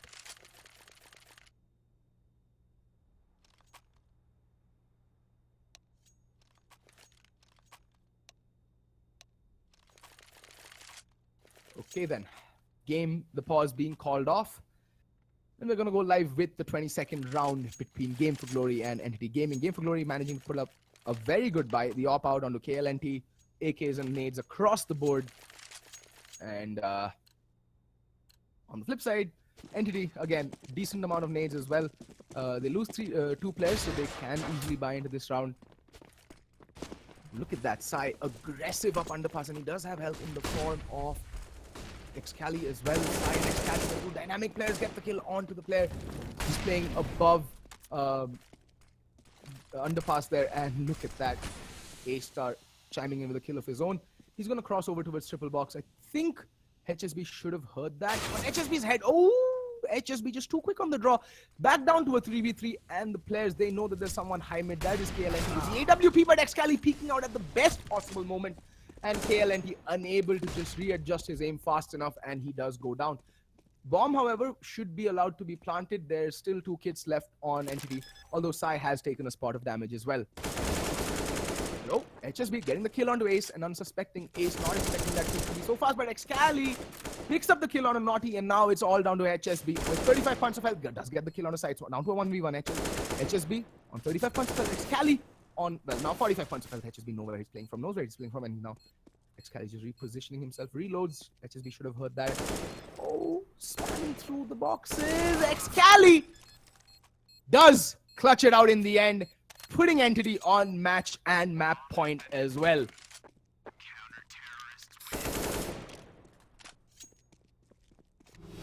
Wow, Valiant effort from Game for Glory though, going a man down, still managing to get the bomb plant and bringing it down to a 1v1. Very, very valiant effort coming in for Game for Glory, but they just lack that little bit of firepower to close it out towards the end there. Final round, what possibly might be the final round or the 23rd round of play between Game for Glory and Entity Gaming. Again, very good buys across the board, although Game for Glory slightly lacking on the utility front. And oh, Sai gets the kill onto Trans, but HSB is there to get the kill onto A-Star. 1-for-1 trade, and look at that, Ribby coming in support over towards Connector. He's gonna, smoke himself off. And Sai gonna spot towards high mid, then he needs cover from underpass, and that's exactly what Ribby's providing. Gets one. Oh, caught on the reload, and down goes Sai and Ribby. That's the entire Connector presence completely eviscerated. And that's gonna leave Excali. He's gonna get smoked off, and Ace needs to come out with a godlike hold of the B bomb side, but it looks like they're gonna still play Connector. That smoke, just a mere diversion. One player, that is HSB. No, that's not HSB. Who's the bomb carrier? Naughty. He's gonna make his way in from Sniper Nest. Ace should have heard this. It's gonna come down to Excali. Excali needs to hit the shots of his life right now. And the bomb's gonna go down, but that Molotov not finding anyone or anything. And now the post plants coming in from Game for Glory are actually sublime. Two players playing over towards T-Ramp. That is actually a very good post plant setup, because even if one goes down, that's gonna be HSB. Oh, Excali finding both the kills, and now it's down to 1v2. Criminal. Wow, and Excali's already solo, but both players 22 points versus 2 points of HP.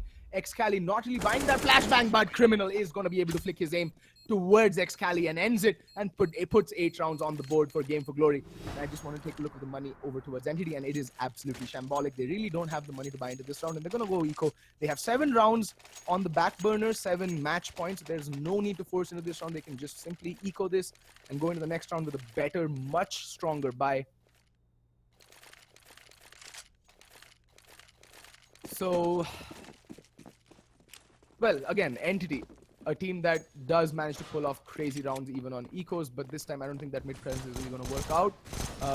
They're going to go straight for the B bomb side, because they know Entity like to favor mid and A when they're on their eco. And this is a very good economic read coming out from Game for Glory, had they actually decided to fast push towards the B bomb side. Ribby finally going to make his way towards B, where he's going to be greeted by Trans if he decides to peek apartments.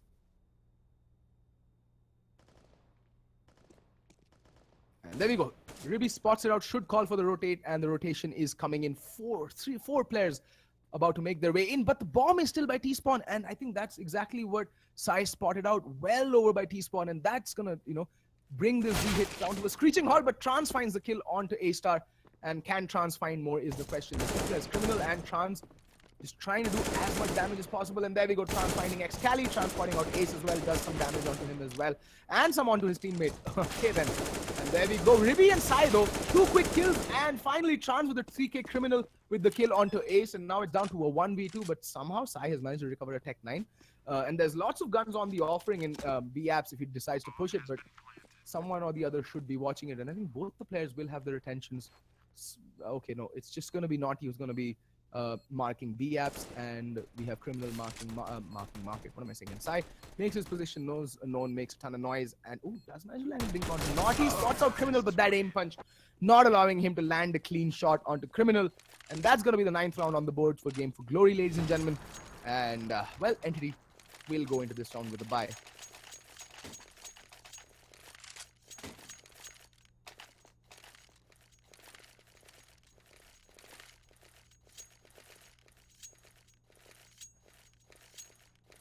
Alrighty. Okay, not the best of buys coming out from Game for Glory either. There's a UMP out onto Naughty, and although Entity are slightly, light on the utility, they have the weapons advantage going for them, at least in this round. And, oh, what a flick onto HSB, and he falls back. It's a very good flick. Puts the man advantage and does the smart thing, falls back. There is Ace marking his apps, but he needs to be careful. He's getting pushed from B shot. He hears this. Can he land the second shot? No, missing an easy flick, and now all the pressure is going to be on Ace. He finds Trans. Can he do more damage? Spots out Criminal, spraying away, but unable to land. Going to connect with the spray down. Just not able to control that spray. And Excalibur is slightly off angle over market. The bomb will be going down. There's not a single kit out onto the CT, so they have to mount this retake and have to do it on double time. That flash time goes out. Naughty getting spotted out, and Ribby ends his existence down to a 3v2. but both the players playing by B Shot opt out onto KLNT. Oh, Excali masterfully offering up the shoulder and drawing out the shot, and both the players over by B Shot. It is planted for them, so they don't really need to peek out unnecessarily, but Ribby wide peeking out, dinking down KLNT and then ending him, and there we go, the second kill out from Ribby as well.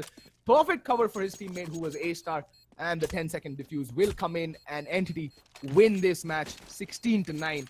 A masterful show of teamwork in that final round, even though Sai does get the opening pick and Ace this following kill, but they give up the site. But a very good retake 3v3 coming in for game from Entity, and they managed to finally win out this round, game 16-9. Well, that's all from me, folks. Hope you guys had fun. If you did, do hit that like button, and of course, hit that subscribe button. Your support, it means everything to us. And yeah, see you all tomorrow for more amazing Counter-Strike action. Same time, same place. This is Fett. Signing off, guys. See you all tomorrow. Good night, and have a great Saturday evening, folks.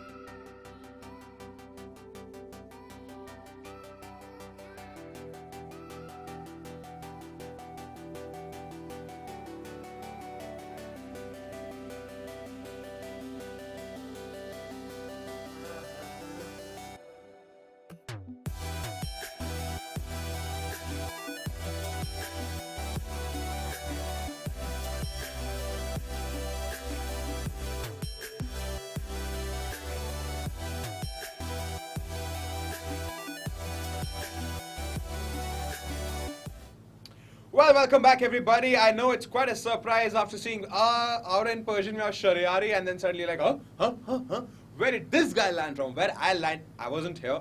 That's why Arpan had to take over. She does a pretty neat job of doing the same. Well, a lot of love to her for backing me up when I can't be here with you guys. But everybody joining us on the day 6 of ESL India Premiership 2017 Summer Seasons is Phase 3. I welcome you all, everybody who joined us right about now. I don't like you guys. Come on, I don't want to be that guy who keeps pulling you up just because you join us late. 6:30 p.m. IST, I'm very sure a lot of people have been there consistently. But for those who's joined us now, bad boys. Girls also. I'm not being gender discriminatory. Well, ladies and gentlemen, this India versus Pakistan match had to go in India's favor. Entity Gaming pulled it off very neatly, and throughout, it was like textbook Counter-Strike Global Offensive. You saw the final scoreline as 16-9 in favor of Entity Gaming against Game for Glory, the team for Pakistan, which is yet to break even with any points whatsoever. All the games have been absolutely devastating losses for them. Well, we really hope they can pull up their socks sometime soon. But that soon is going to be decided later on, because right now is the time for some 5v5 mobiles. I'm talking about Dota 2 happening between India and Nepal. 3C4DA is the team in question here. But before we move off into who these teams are and the players, let's quickly take a look into the Masters League standings. Now, talking about the Masters League standings, we are pretty much in the day 6 now, so a lot of teams have broken even with some points, and 3C4DA is going to play their first match today, so today we get to see whether they win or lose. But for now, the ladder. Now, Entity Gaming stands on top, proudly, 12 points to the name, 4 games played, 4 games, all of them victories. Buridza in the second position with 6 points to the name after 2 matches, which both of them were victories for them. Now, the Council from Bangladesh is like a pretty much, how would I say, They're snugly in the third position because they've got 6 points, they've played 4 games, and out of those 4 games, they've won 2 and lost 2. Now, Go Figure Red is another team which is in the 4th position. They have 3 points out of the 3 matches because they lost 2 matches out of those 3. And 3C4DA is yet to break even, so they're in the 5th position. Now, the lower ranks, that's 6th, 7th, and 8th position, because these guys would be there because they have been unable to make any points whatsoever. Now on the 6th position we have Aggressive, Pasolo, Runkar and Gang. Although they played just one game map, they only managed to lose that only game. They still have the opportunity to make it better and go up the ladder as and when the games come by. We'll find that out later during the phase 3. But for now, White Unicorn, the team, again the same story as Aggressive, one game played, that to a loss. We will again probably see the rise of White Unicorn. I don't know why that sounded wrong. The rise of White Unicorn. Voldemort's going to kill me. Alright, Goal Line Gaming, the team from Pakistan, is at the bottom. They're in the 8th position. 3 games played, all 3 of them losses for them, 0 points whatsoever. Now since we now know where everybody is placed in the Masters League rankings of Dota 2, let's quickly take a look at the teams which are participating today in today's live stream match. That is India versus Nepal. That's Entity Gaming versus 3C4DA. Now talking about both the teams, let's quickly take a look at the Indian side of things here. Entity Gaming, Mumbai-based team, one of the very strong teams and the strongest team right now so far in the Dota 2 Masters League, which goes without saying is also got to do with the fact that these guys have managed to lay their hands on some amazing international players, and that too along with them an international coach. So some excessive international level training is definitely serving Swifty and Gangs' lives right, because this is the only Indian team so far to feature foreign players and a foreign coach, and they won the 2016 ESL India Premiership Masters when these guys were not even a part of the team already. Now, they have been one of the most consistent Dota 2 teams in the Indian subcontinent. They've got a great fan following. The team dominated the phase 2 as well of the ESL India Premiership 2017 summer season, and they've already played their 4 matches and won all of them. They've got just 3 more matches to go through and just like pull off a risky gaming from Counter-Strike Global Offensive. We'll find that out as and when we come by through the matches, because the team which is facing them now, 3C4DA, the Nepalese team, is yet to break even with any points because they never played any games so far. This is their first game whatsoever in the phase 3, and they are basically put together by the enigmatic Shrestha brothers, 3C4DA. Now, a few players are the former members of their rival team from Nepal, For Miracle, and they participated in the 2016 Masters of the ESL India Premiership. Now, they were one of the top 4 teams there, and they were placed 3rd in the ESL India Premiership 2017 Dota 2 Phase 1. Now, unfortunately, their Phase 2 run was on a very low note. They lost 4 of the 7 games and had to collect only 3 points at the end of it. Today, they play their first match in Dota 2 Master League Phase 3. So, will Nepal overturn the behemoth Entity Gaming, or will Entity Gaming surpass all expectations and just keep on at it at the top of the table? We'll find out soon when Vivek Venkatraman takes us through the game. And yes, Vivek, yesterday you did point out I've lost my white hair. Apparently, I'm turning younger by the day, so it's another curious case of Benjamin Button, or I should say Vagish got Slevan, because this is the ESL India Premiership 2017 Summer Season Phase 3, brought to you by Omen, by HP, HyperX, and Zowie by BenQ, and of course organized by the lovely folks at Nodwin Gaming. Cheers.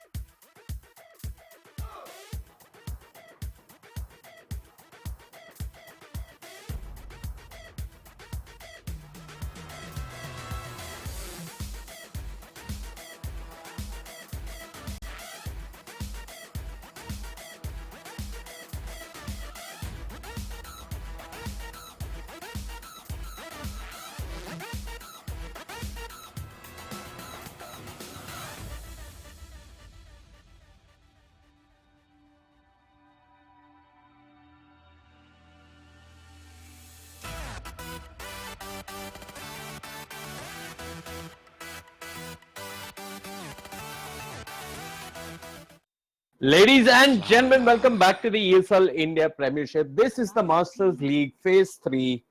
And today we've got Entity Gaming on the dial facing off versus 3C4DA on the Radiant. 3C4DA all the way from Nepal. And once again, Entity Gaming are going to get their hands on the dial. It is something that they do like. I mean, it's the starting team they almost always choose. The draft is underway, and we're going to see a second pick Enigma coming out from Entity Gaming. Yeah, immediately resulting in 3C48 forced to respond with something like the silencer. Uh, Shaunak, your thoughts? Um, well, this matchup, I really have to give the edge to Entity.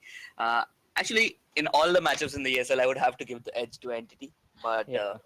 I mean, the draft is underway, but I won't give it that much value, especially when a team is up against Entity, considering that they are so far ahead of the competition.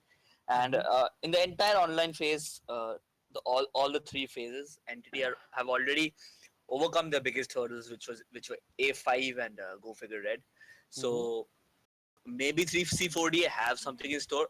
At the end of the day, it is a game of Dota, and anything can happen. But the normal course of things, I won't say that it's very likely. Yeah. And yeah, coming back to the draft, they pick up their Timber. So I think they're just gonna have a little bit of fun with the draft.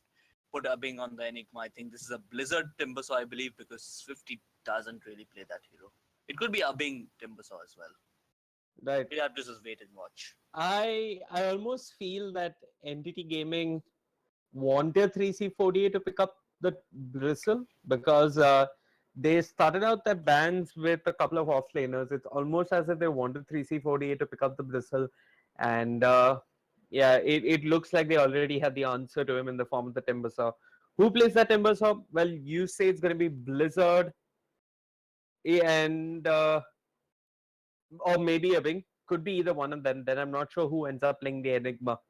I think it's a big on the Enigma because Ricky will be on Jobizi or BDZ's hand, and Crystal Mail will be on whoever's left out. Yeah. So only Swifty Zeros is left. And I think how the team fights will end up happening is they'll wait for Ricky to jump the silencer and then move in with the Enigma, because you can't really use the Enigma with the silencer still in the field. Maybe Right. you'll get the first black hole off because silencer hasn't reached level 6, but other than that, it really is very, very hard to actually play an Enigma against a silencer. So they'll have to wait for the Ricky to jump in. Reserve time. Mm-hmm. At 3C48, I mean, their draft is not bad by any standards. They have a solid laning phase in the silencer, the Slada. They have a good mid in the OD. Even the Bristleback is one of the more popular heroes in the meta. So they have a very solid and well-balanced lineup. They can pick up whatever carry they want, and I feel that it'll be okay. Because they have magic damage to deal with Timbersaw. They have the two orb hitting Outworld Devourer and the Silencer. Even the Bristleback is not bad against Timbersaw. I'm not in laning, but I think in team fight is pretty okay. Mm-hmm. 10 seconds remaining. Yeah, maybe in the laning the Timbersaw might be fine versus the Bristleback, depending on how they choose to lane this.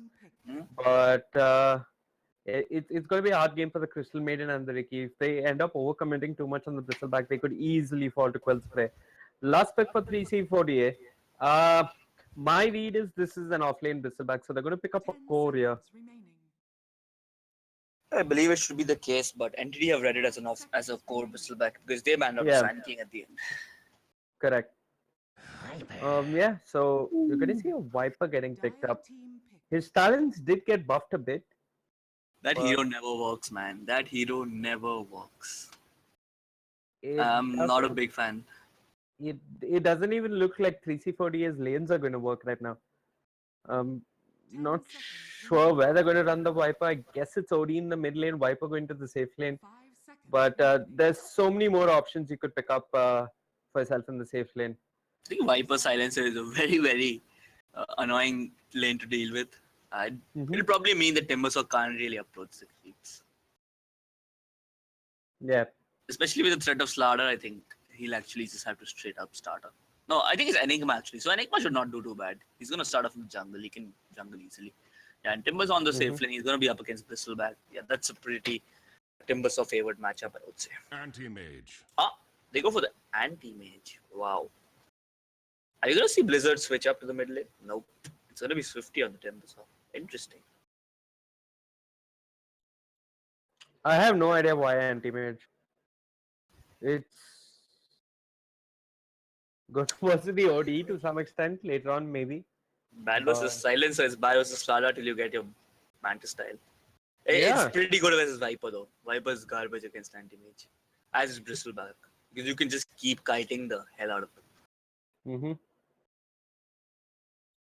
Yeah, but they don't really have anything to combo up with the Enigma's ultimate. That's probably the only thing. Maybe the Ricky drops Smoke Cloud at the very end. Crystal Maiden's ultimate is not bad. Oh, what? It's upping on the Crystal Maiden? 10 seconds remaining. Man, this turning out to be a very, very funny game. Upping has taken charge of the Crystal Maiden. Yeah. Just a quick reminder for both of us, Gambit. I think we should get our team audio on open mic in case it isn't. Okay. So that those of you who have bought tickets to watch this in-game can end up hearing us. I'm going to do that myself. Same. Pretty sure mine is off. Yeah, and yeah, we can rely on the players to give a pause for us, so we're fine. Open mic to team. Yeah. And I'm good. It's not peaking for me. Okay, so my audio might not come through. It's speaking for me. Okay. Get the hotkeys going.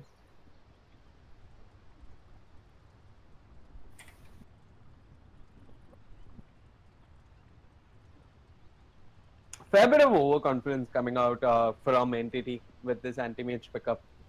I'm not sure why. Maybe they just feel like having fun. I can see the point in making sure Bristleback has no mana to work with. No mana is no Quill Spray, no Nasal Goo is no Warpath. But there's so many better ways of approaching this. You could have picked up a Phantom Lancer if you wanted to. I think he realized that that 4 out of the 5 heroes in 3C4D don't have a reliable lockdown. So anti-mage works perfectly in that case. You can't really gank him unless someone picks up a Orchid, and none of the heroes are natural Orchid carriers. So I think that's probably what prompted that anti-mage pickup from Entity. They still want to secure the victory because the first place does kind of guarantee them some prize money. Even in the online phase, it's about 10,000 INR. So okay, the smoke is going to pop from OD, and they don't have a sentry to work with. So yeah, 2 smokes popped. Nothing they can do about it. Very, very casually walking out to the rune, like the Ricky is not even there. Strange play coming out from 3C4DA. I could see a little bit of the value in the smoke because Slara did go to the mid lane and get a ward planted early on. But maybe if they held on to some detection, they would have possibly been able to bring down the Ricky, who's not got too much HP to start off with. 30 seconds. And he drops a ward of his own in the mid lane. Yeah, and Abing and BDZ have swapped out. I think this is a permanent, this role swap that they've done with BDZ and Jobbies. It's been permanent because phase 1 of Master League, BDZ played the 4 position and Jobbies was on the 5. But they have actually switched it up completely. And it's not a one-off thing or a hero thing. It's just how they're running it. I guess Jobbies must be more of a natural 4. And Jobbies did join this team as its captain. He is the shot caller. I'm inclined to believe that it's the other way around because I know BDZ is a 4 and Jobbies used to play 5 as well. So I'm not sure why the change happened. And it's easier to call from the 5. From the 5 position because you're not roaming as much. You have a better. But maybe entities see it as So in the start, you did have Jobbies going as the hard 5 on the side of entity, and now he feels comfortable enough to make calls. He's sort of gelled with his teammates. He's had more than enough Indian food, and he's comfortable being a 4 right now. How many? Apparently, they love biryani on the side of entity. That's all I know. Who doesn't? Yeah, veg biryani is a thing. Ugh. How many non-5 position 5s do you know? Non-5, as in 5s who can't be 4s? Sorry, 5s who are not captains, basically. So captains who are not 5s, basically. There's Eternal Envy. Then Burning was a captain, but right now Q is at least a drafter on the side of IG. Yeah. Poppy, well, he switches up between 5 and 4 occasionally, but he's more or less a 5. Then... Crit is a 5. Huh? Crit is a 5. Kuro is a 5. Crit, it's actually funny, but when EG started playing, they put Zai on the 5 and Crit on the 4. Yeah, but I think Zai is a better natural 4. Yeah, Zai's a better everything, man. That's not true.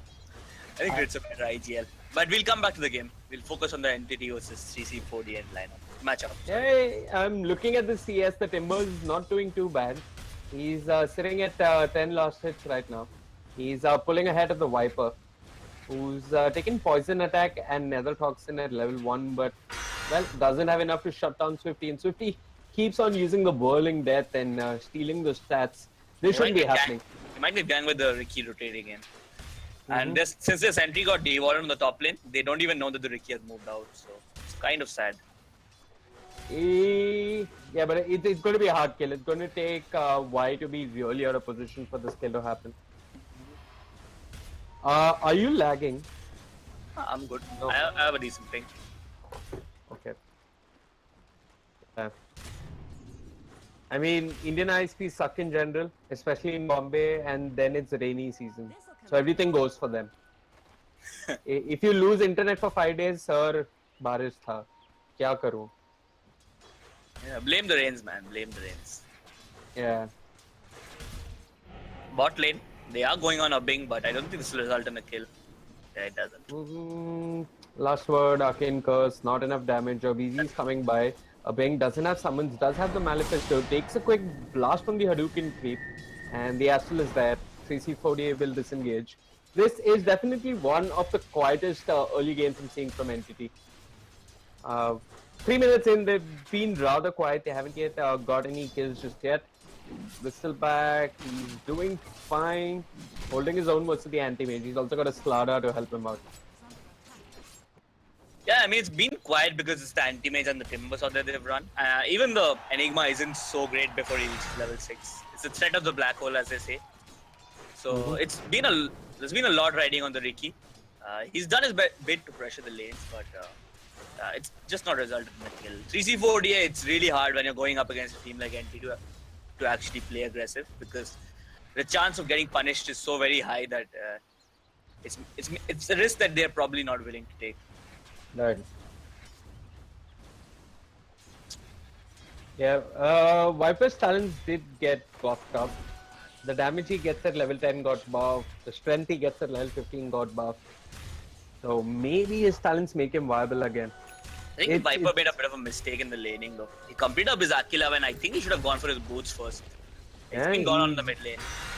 He'd really like his boots right now. The Timber Chain will miss, but they're giving chase. Job easy. Dropping low. Cloak and Dagger will maybe just keep him alive. The poison attack doesn't take down Job easy. And first blood goes the way of Entity Gaming and 50 in particular. I think a boots first Viper would have been much safer and much better. Yeah, he definitely needs it. It's really unusual that you see a Viper coming in range of the Whirling Death coming out from the Timber Sword. That shouldn't be happening. But yeah, top lane, they've got Baka. They've taken away his mana. The Crush is there, and which is going to disengage for now. No, I think honestly it's because the Aquila doesn't give him so much in this lane. Little bit of mana regen is all it gives, because the aura won't help, because he has no AoE skills to push out the lane, while Swifty will always have the creep going in his favor. Right.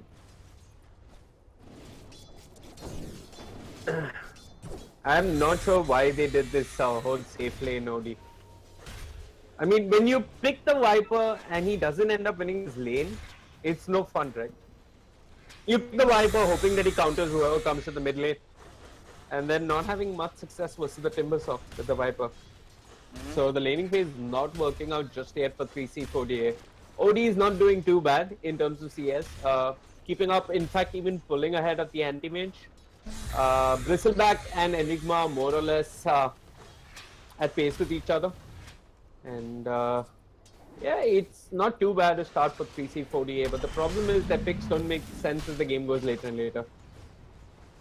And look at what big he's doing. He's drawn the creep wave all the way to his shrine and he's farming it there. Nice. So there's quite a bit of XP coming in for him. And what does he have queued up? I think it's going to be a Midas for Enigma. Yeah, might just start off with the Midas. This is something A35 did a fair bit when he was at Entity. He would always go for the rather cheeky pull and try and get the creep wave under his tower. Job easy. They've found silence out of position. The stun is there. And there should be a kill. Job easy. Gets the last hit. I believe that A35 is still with Entity. He's just a sub now. Yeah, he's just a sub. Anyway, once more, they're going on the bot lane. The OD out of position does have an Ashel. Will use it on the Vicky. The Idlins are there. And yeah, OD seems to be fine for the time being. Entity slowly finding pickoffs across the map. One on the co-wiper, one on the support silencer. Yeah, how's the anti-mage doing? He's at 35, so not had the best time. But against a bristleback, yeah, I can agree that's a little bit hard. I think he's used the shrine as well. Yeah, he's used the shrine, so probably bullied the anti-mage a little bit, but Blizzard, he seems to be doing pretty fine. Mid lane, there is a congregation of heroes coming out here. Yeah, they're slowing down Swifty. He's got the timber chain, the crush will miss. That was a Viper strike that didn't result in a kill. A horrible play. Viper strike and they're trying to stun in, come in with a Slaughter and stun. Yeah. And now why? He's low on HP, Job easy is here. Swifty does have 5 reactive armor stacked. The pure damage coming out from the Chakram is enough with the Timber Chain at the very end. They managed to bring down the Viper. Sirio Neshta as well as ZCXP, they're looking for a trade here. The Crush absolutely off the mark. Wow. And I don't even know what to say. Fine. The Slaughter definitely facing some jittery moments in the early game, I would say. Yeah. He needs to get his confidence back up. Actually, I think it's fine even if he rotates to the jungle and starts farming. The Slaughter. Yeah, he doesn't really need to come to the lanes. Doesn't have a couple of tranquil boots to help him out jungle. He's building into one, picks up the windlays. Yeah, they'll just have to ignore the pressure that Swifty puts on them right now. Try and push out their lanes to an extent. Baka out of position, 400 HP, 400 missing mana. I think Jobizi might get the kill though. Where is Jobizi? Okay, he's on the other side of the map. Was this his attempt at getting a solo kill? The last word is there. They've got detection as well. They're just going to run down Jobizi, and his greed will be punished. Yeah, he tried his best. He picked up a DD, thought he could get it, but just one hit away. Slightly sad. Top lane BDC prepping for Baka. Baka has no mana to work with. Does have a mango though. But Blizzard and BDC, you don't want to dive just yet. A lot of vision coming out from the dive. One looking over the rune, one looking at the pathing around the mid lane. And you even got 2 heroes from 3C48 looking at Swifty. But Swifty stares at them back and they run away. Well, I guess if you're 3C40 at this point, you try and execute gangs that are a little more easier to get successfully. Like maybe the Crystal Maiden, maybe the Reiki if he comes out of position. Those are kills you can get. Right now, they're concentrating all their efforts on shutting down Swifty, and I don't think that's going to happen. Yeah, I don't think it'll happen either. And I think what they really need is a little more space for Viper. Unfortunately, he's not a hero who can jungle too well, not a hero who can actually even lane that well anymore, considering he's up against the Timbersaw. So they need to give him something that maybe sit behind him so that he feels safe to start farming a little better. But there is a smoke rotation behind him. Swifty, his spider senses are tingling. He didn't go for that arcane route. Very smart play coming out from. Yeah, the Dire used the scan as well, so they do know what's up. Yeah, after he left the arcane room, they did use the scan. Is there any item here that could make a huge difference for 3C48? Maybe a silver at somewhere down the line on Y could help versus 50 and the Timbersaw. I think OD's done the right thing. He's picked up the Midas. Because there's no way he's going to keep up and farm with the anti-mage unless... Absolutely. And he's gone for the safe lane OD, so he did have quite the time last hitting.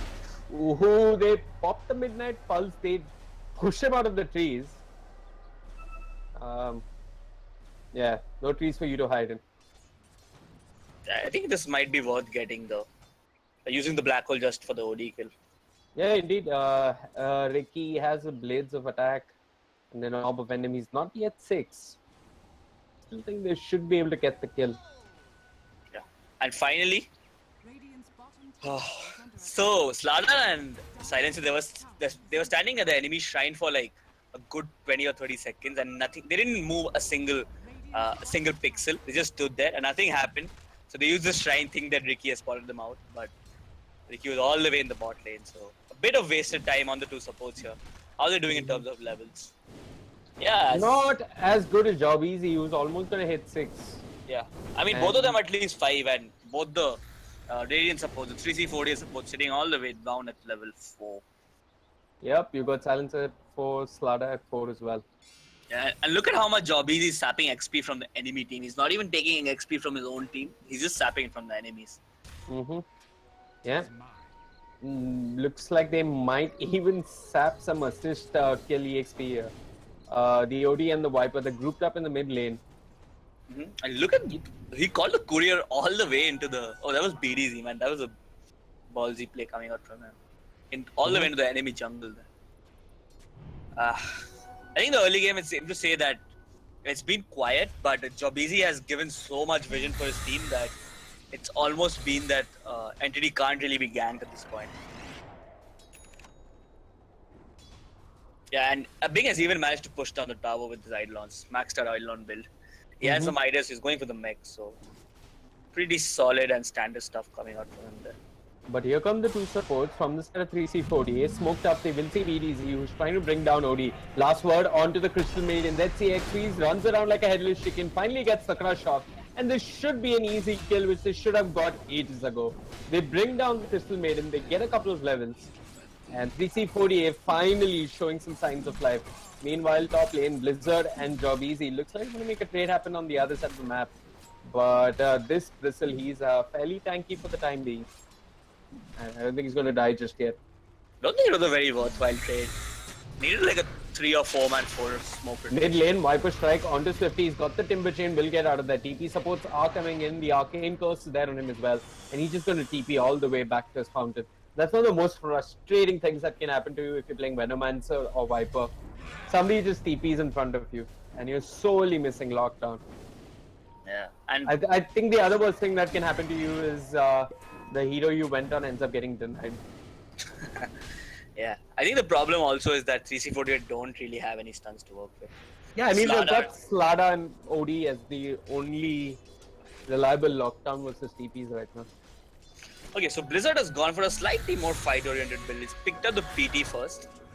So maybe we'll see him join. I don't think so. He's actually gonna just sit in the jungle. Till they commit the black hole, I don't think he feels the pressure to actually change his lane here.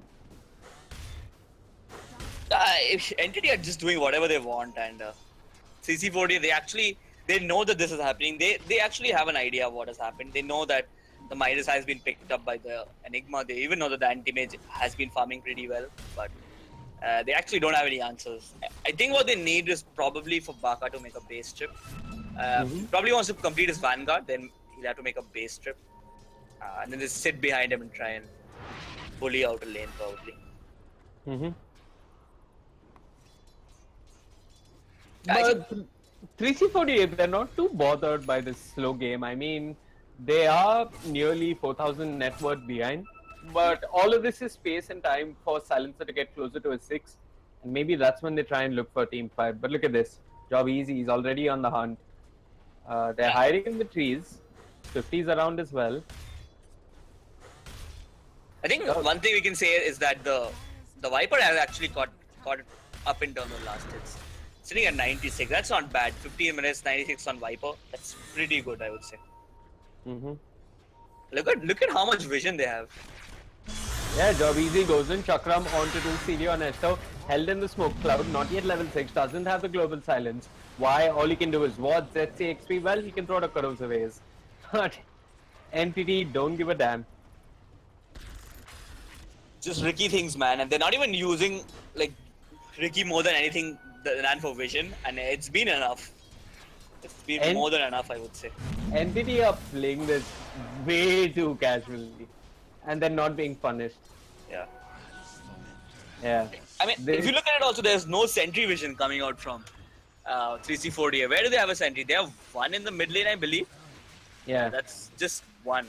That's not enough. And that's a very, very common sentry spot as well. So, how are you going to stop a Ricky with that board? I mean, just look at it. He has free reign in the enemy jungle behind the tower. And they really can't defend the tower if this is the kind of vision that they have behind it. Ooh, Blizzard, he has used his blink. He might get caught here.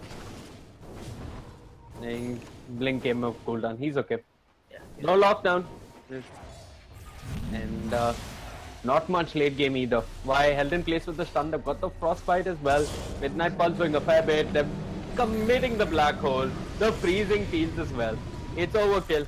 But it is a kill indeed. Here comes Baka. They've also got the last word on BDZ. Bristleback diving deep. He's got his Vanguard complete. Giving chase. The Chakram is there. They've got a mech, and Blizzard is not going to be joining his side here. But Baka can't bring down Entity just yet. Yeah, In fact, he's taking a whole lot of damage from Swifty. Okay, job easy here. Blink strike onto the silencer, who's still searching for his level 6. And he's nowhere close to it. Yeah, they really need the Bristle back in the team fights. You can see how different it is with him and without him in the fights. Fortunately, that gives Anti-Mage, who has picked up a fresh Battle Fury, some much needed time alone. Gonna push down the bottom tier 1, I believe. Yeah, there's gonna be a free tier 1 for Blizzard here. Yeah. He's got his Battle Fury complete, like he pointed out. He's building into the Manta style. 3C4DA, I like what they're thinking here. The black hole is on cooldown. They're going to push. They're going to catch Bing out of position, bring him down as well. OD looking for more elsewhere. Job easy, manages to secure a kill. Here comes the global silence. Not sure if it was needed because it didn't result in much. While Job easy did manage to bring down the silencer himself. Yeah. And Job easy gets a courier snipe. He's walking in range of the sentry. The Sanity's Eclipse is there. They will end up taking 2 from the side of Entity. But they lose the silencer and they don't have global. They're not getting the tower with the silencer. Yeah, not only did they not get the tower because of the Midnight Pulse, they lost one of their own on the top lane. They lost the silencer in the mid lane. Yeah, they lost the silencer. They picked and up they lost heroes. another tower on the top lane. Oh my bad. Yeah. Yeah. Entity, they're playing 4v5. Probably even playing with one hand right now. Yeah, I mean, they're not feeling pressured as of yet. Look at how much farm the Enigma has. Let's pull down net worth quickly. Yeah, I dropped net worth. I mean, you got the Bristleback sitting in the bottom half of the net worth chart. Which isn't a good sign if you're 3C4DA.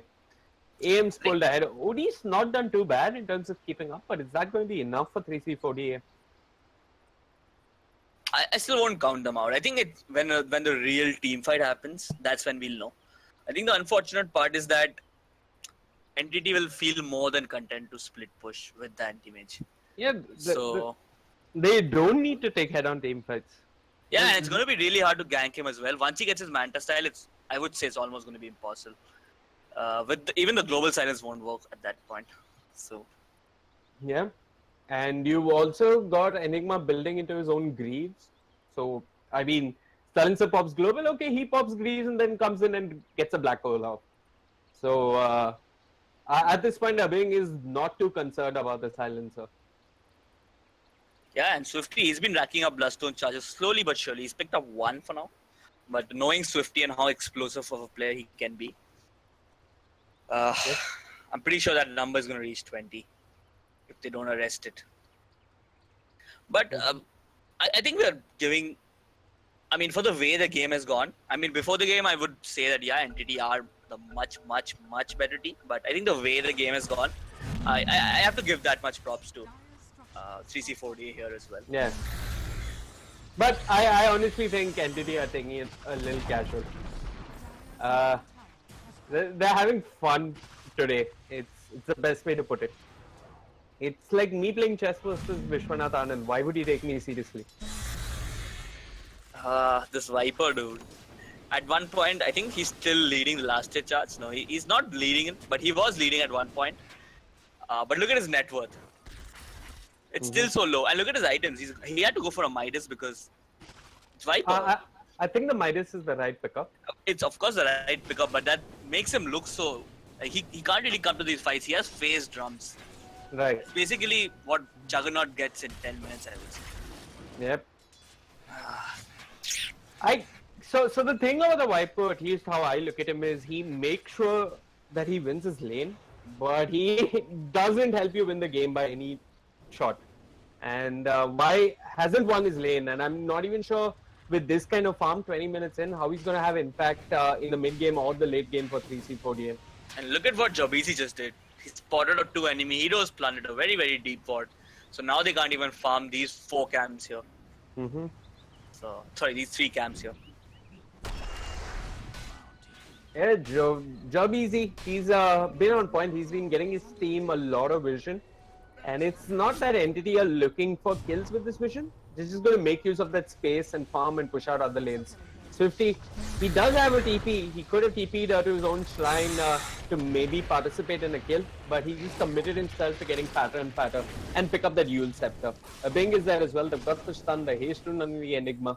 And this should be a quick retreat for Entity. Interesting build from Bing. I mean, a very small thing, but he took the 2nd level in Black Hole rather than the... you generally sacrifice that 20-second cooldown and you generally pick up the Midnight Pulse, I believe. Okay. Oh, he's level 13 actually, so yeah. That does make sense. Radiant's top tower is under Yeah, it's been 2 levels. I could have taken it at any point. But Baka, he's going to go down. They've got the Chakram. They've got enough damage. Sure, that pig can show his back. It's not going to keep him alive for much longer. BDZ coming in with Frostbite number 2. 50 picks up a Blink Dagger from the side shop and wails it, gets the kill. No, I think he had it before. He didn't just pick it up. No, he had 2k gold and he had queued up the Yule Scepter but didn't end up picking it up. So I'm pretty sure he went to side shop and bought it. But I could be wrong. All of this is faced. Jobisi takes the tower by himself. And he's leeching a bit of EXP from ZCXV, who's getting awfully close to his Blink Dagger. Swifty joins the party with the Timber Chain. The sprint is there. Slada might be able to get his Blink Dagger. Maybe then 3C4DA can look to fight a little bit. Is it just me or did you hear a global silence as well? I definitely heard Yes, that. I did hear a global silence. Not sure when. It came after Bristleback died. I'm pretty sure it did. So I think that was a misclick coming out from the silencer there.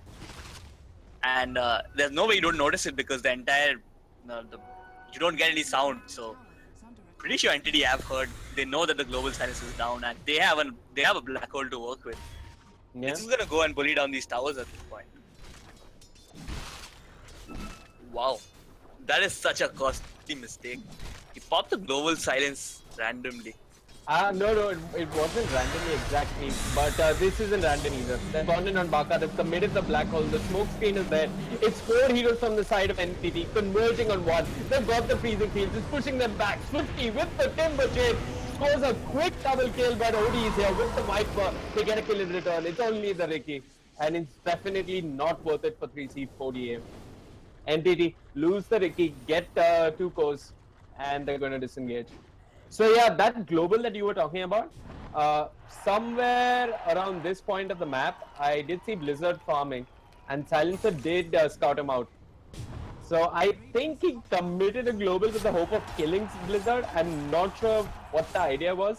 It happened around the same time when they brought down the Bristleback. So yeah, anyways, no global for a couple of seconds, around 70-80 seconds. Slada has his Blink Dagger now. So 3C4DA can fight more frequently than the side of Entity. And I think they should be looking for a pickup considering that global silence is on cooldown. Pop a smoke, get some dust, get some vision, and go hunt for a pickup. Yeah, and it's the anti-mage who's still not arrived to the fight. So Entity Gaming, they haven't really shown their full potential here. He's still sitting at 0-0-0, so 0 kill contribution by Blizzard here, which is fine for an anti-mage. I'm not blaming him, but it just means that all the fights that Entity have taken have been 4-on-5. Yeah. Radiant's bottom tower has been You're getting some They fights. dropped the sentry, they see Jobisi, they've got him out of position. The last word is there, he's got the tricks of the trade, his backup coming. No, it's not. Ha. value sentry ward coming out from 3C40, and they immediately pop a smoke on the hunt for more. Who do they see on the map? Well, they do see Blizzard. That's pretty much it. Blizzard, there are no neutrals to farm anymore. ZCXV goes in, the crush is on point, he's got the corrosive haze. Blizzard pops the mana style, tries to blink out of that. Global silence, once again, a bit too late. 3C40, they made a boo-boo, and they're going to be punished for it. In fact, Swifty comes in looking for a quick return kill. The mana void is there. BDZ scores the kill actually. Swifty will deny himself, but he's respawning in a couple of seconds, and he's got a shrine to TP up to. Slightly fortunate that they actually managed to get the kill on Swifty. Slightly fortunate that 3C40 messed up the global, otherwise that would have been a kill on Blizzard. Yeah. The global silence is cooldown again. Yeah. And 20 seconds is the black hole timing, so I think this is going to be all the tier 2s and Roshan, I believe. Blizzard picked up a Vlad's or anything, he's building into one. Anybody with a medallion on the side of entity? Not yet. I think with the Eidolons and the Timbers are tanking, they can easily do that. Yeah. It'll be a bit slow, but they will be able to bring him down.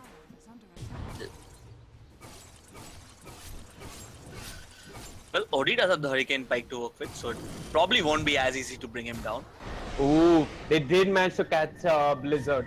Can they get the crush on time? Let's see XP pump picking a bit too much, but it finally lands. Blizzard out of position. He's got the corrosive aids on him. But look at this. BDZ brings down the Slardar. The lack of lockdown makes him think that he can get away with the TP, but he will fall to the Astral.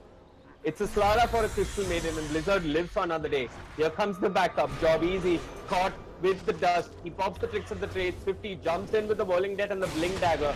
Baka might be too much actually. A Bing goes in for the black hole, but the Sanity's Eclipse is taking away most of his mana. Here's that black hole. It's on to 3, but where's the follow-up? Damn it! Here comes Blizzard. Gets through. It's actually a Bing who ends up getting the kill to his name. And Baka looking for some sweet revenge. Will manage to bring down a Bing and see Job Easy, but Job Easy has the Cloak and Dagger.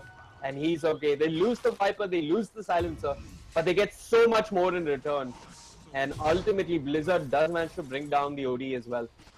A 3-for-3 exchange. I'm going to drop down the fight recap. It's a goal exchange that did favor 3C40A, and EXP exchange that did favor them as well.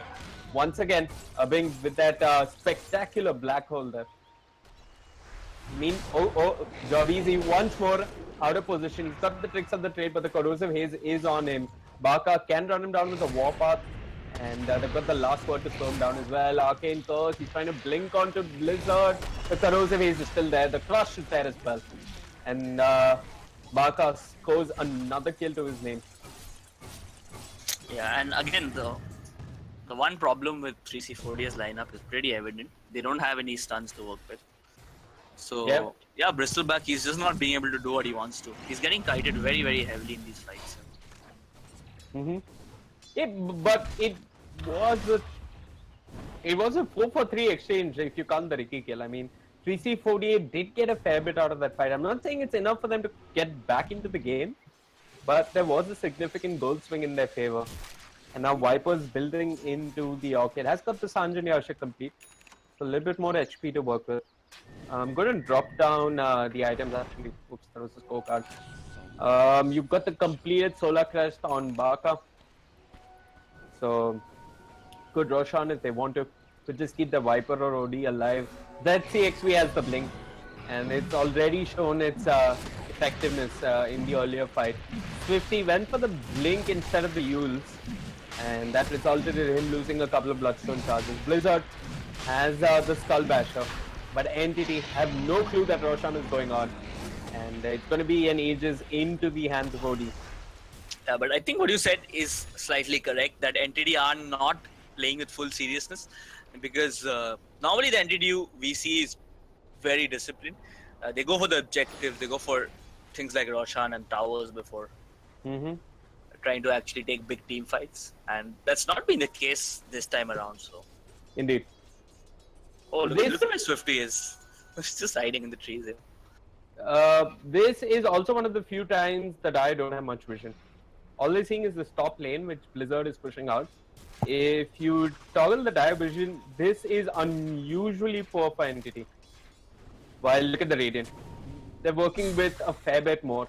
They've got a lot of sentries across the map as well.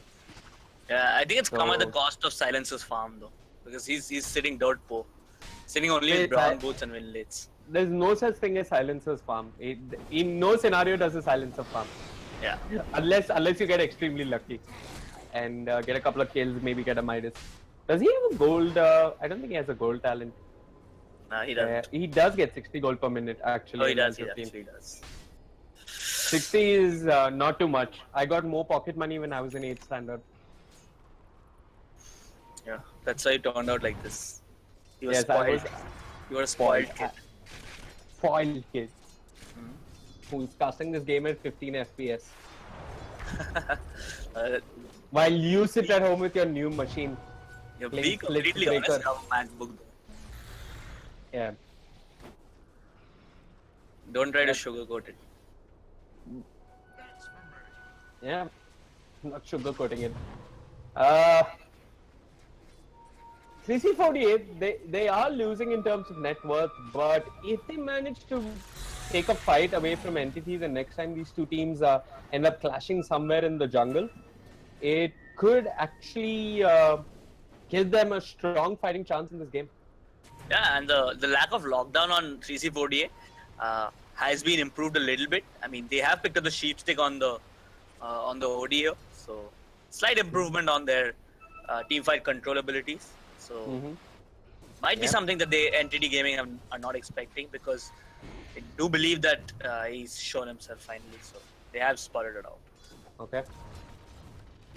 I think a Lincoln Spear would have been really good on anti-mage instead of the Bashaw.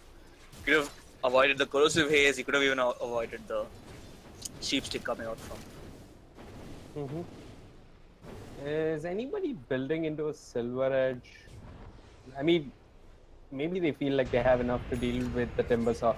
Blizzard out of position. There's that sheep stick you spoke of. A global silence on top. They've chain stunned not too well, but they end up getting the kill either way. How much was that kill worth?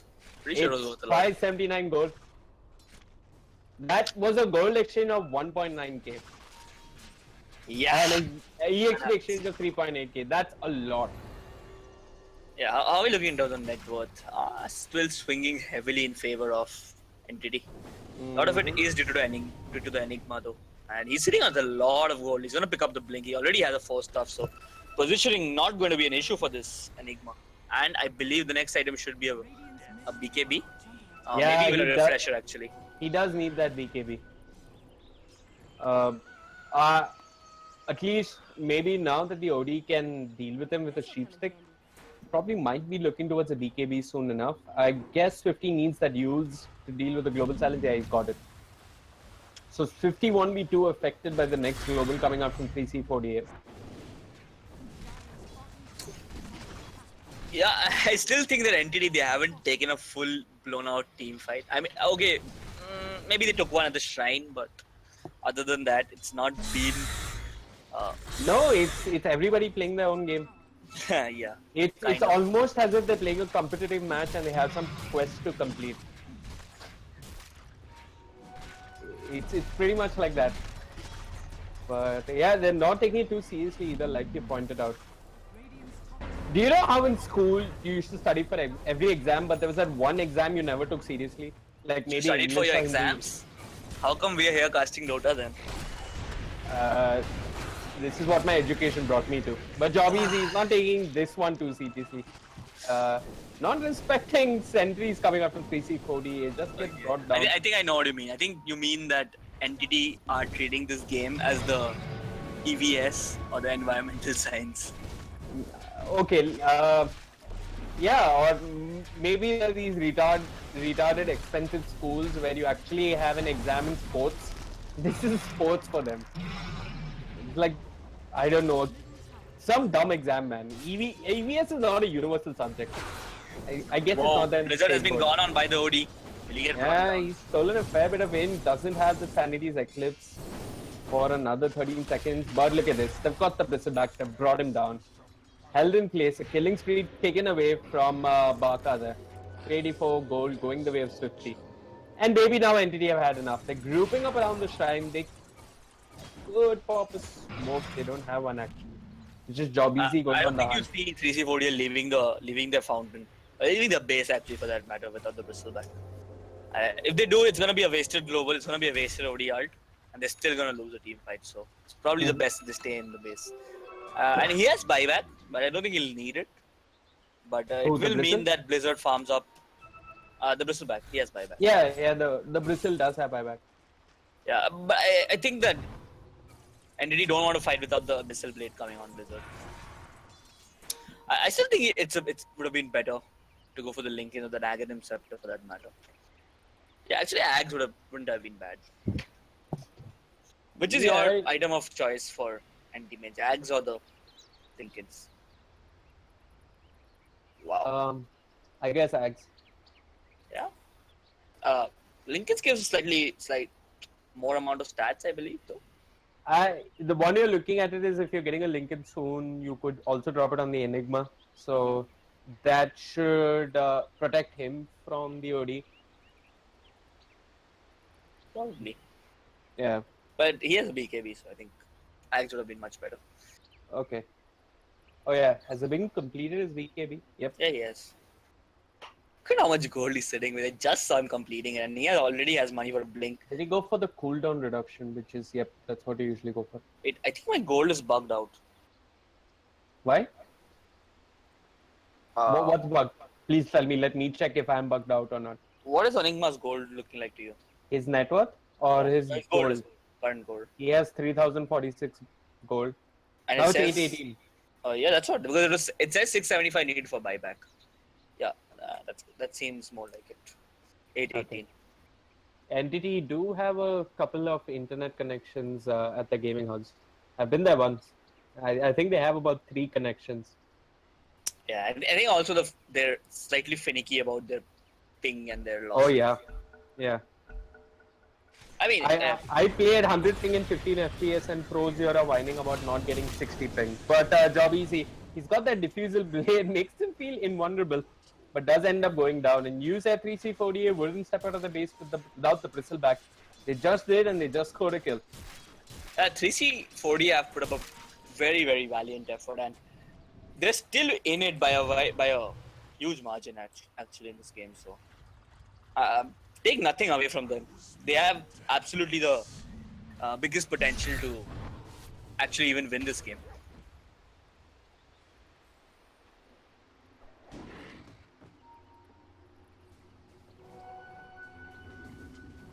Oh, the CM has picked up a Lotus Orb, so yeah, the Hex might not be as useful as we thought it would be. Yeah. That's a very smart pickup, and CM is very, very farmed. He actually went for an early Midas, so already has a Solar Crest and a Lotus Orb to work with. And again, that's just the problem of the way Entity played their Ricky. They put so much pressure on the early laning phase that the supports have really suffered. Look at Slara, he's still sitting with a single blink, and yeah, silence, I'm not even gonna say anything. Why? Okay, 3C40. They made that long loop around with that smoke gang coming in from the southwest actually, but they didn't end up getting much. Swifty, 8 Bloodstone charges. Looks like he's building into a Lotus Orb of his own. More ways to deal with the already limited lockdown coming out from 3C40. Yeah, Lotus Orbs all around. And Blizzard, he's gonna go with the straight up BKB. No Lincolns, no Aghanim Scepter. It's gonna be the straight up BKB. He's going to sit and man fight. Swifty, Timber Chain, Yule Scepter comes out, set up for Timber Chain number 2, and that's the XP will fall. I did see Silencer use the last word, but he's out of position. They've got the smoke screen, not chasing for more. The dust comes out from the Silencer. Ricky will promptly blink away to dodge it. Can't use the perch to remove dust anymore. He uses his tricks of the trade. Does manage to hit Y along the way, but it looks like Entity are just going to retreat while Blizzard is going to keep the push going on the other side of the map. He's doing a decent amount of damage as well. And I think once the BKB comes, it's going to be really hard to fight Entity. Because he has BKB plus Vlad, so his man fighting potential is really, really high.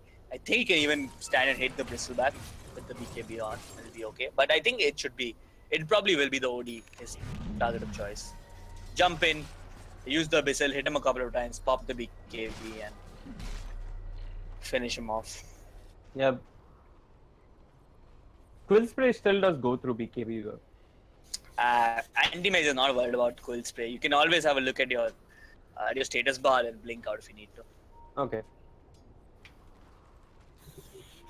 So yeah, 2 Lotus Orbs complete on the side of Entity as well. The next team fight is going to be really interesting. I might not have it pretty soon because Entity, they aren't feeling, I mean, they kind of threw away a little bit of the advantage. Entity are in no hurry to end this game. Yeah. They are very comfortable playing this slow. This is actually the longest I think they've ever taken to end a game. I mean, other than the one versus aggressive 5, but which was at the end of phase 2. But this is one of the longest times they've taken to end a game, I guess. How about yesterday's game? I believe that went pretty long. The one where Negi was playing. Look, it was longer than this, but well, I guess it ended in like 25-30 minutes as well. 25-30? No, I'm pretty sure it was longer than that, man. Okay, I could be wrong. But Blizzard out of position. The Hex is there. The Global Silence immediately. They've got the Crush coming off cooldown. They will get the kill.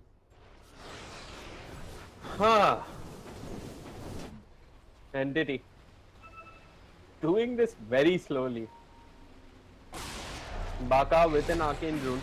He's going to go on a Bing. 50 has come to the rescue. He's got a Black Hole on the Bristleback and the Bristleback alone. Viper Strike onto 50, but 50's out of there. Job easy, still alive. A Bing dropping low. OD giving chase. Here's the BKB. Swifty will end up going down. It's a kill going the way of the OD. It's a dominating streak on the OD, while Job easy elsewhere wrecking havoc. Does manage to bring down one hero on the side of 3C48, but will pay with his own life. A Bing, the only one who survived all of that. And 3C48 lose 3, they get 4 in return. I'm going to drop the fight recap. It is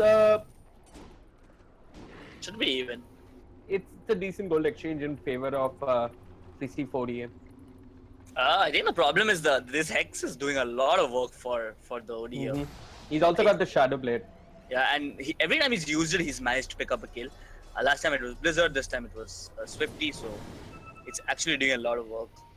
And I think the fact that the heroes were a little scattered meant that Crystal Maiden wasn't there to counter out that Hex with the Lotus Orb. And obviously Swifty couldn't do it because he had it himself. So yeah, this Hex, they need some counters for this Hex. BKB should be on the cards for everyone. No, Swifty is going for a Aghanim Scepter. Blizzard should be More getting damage. it soon. His BKB.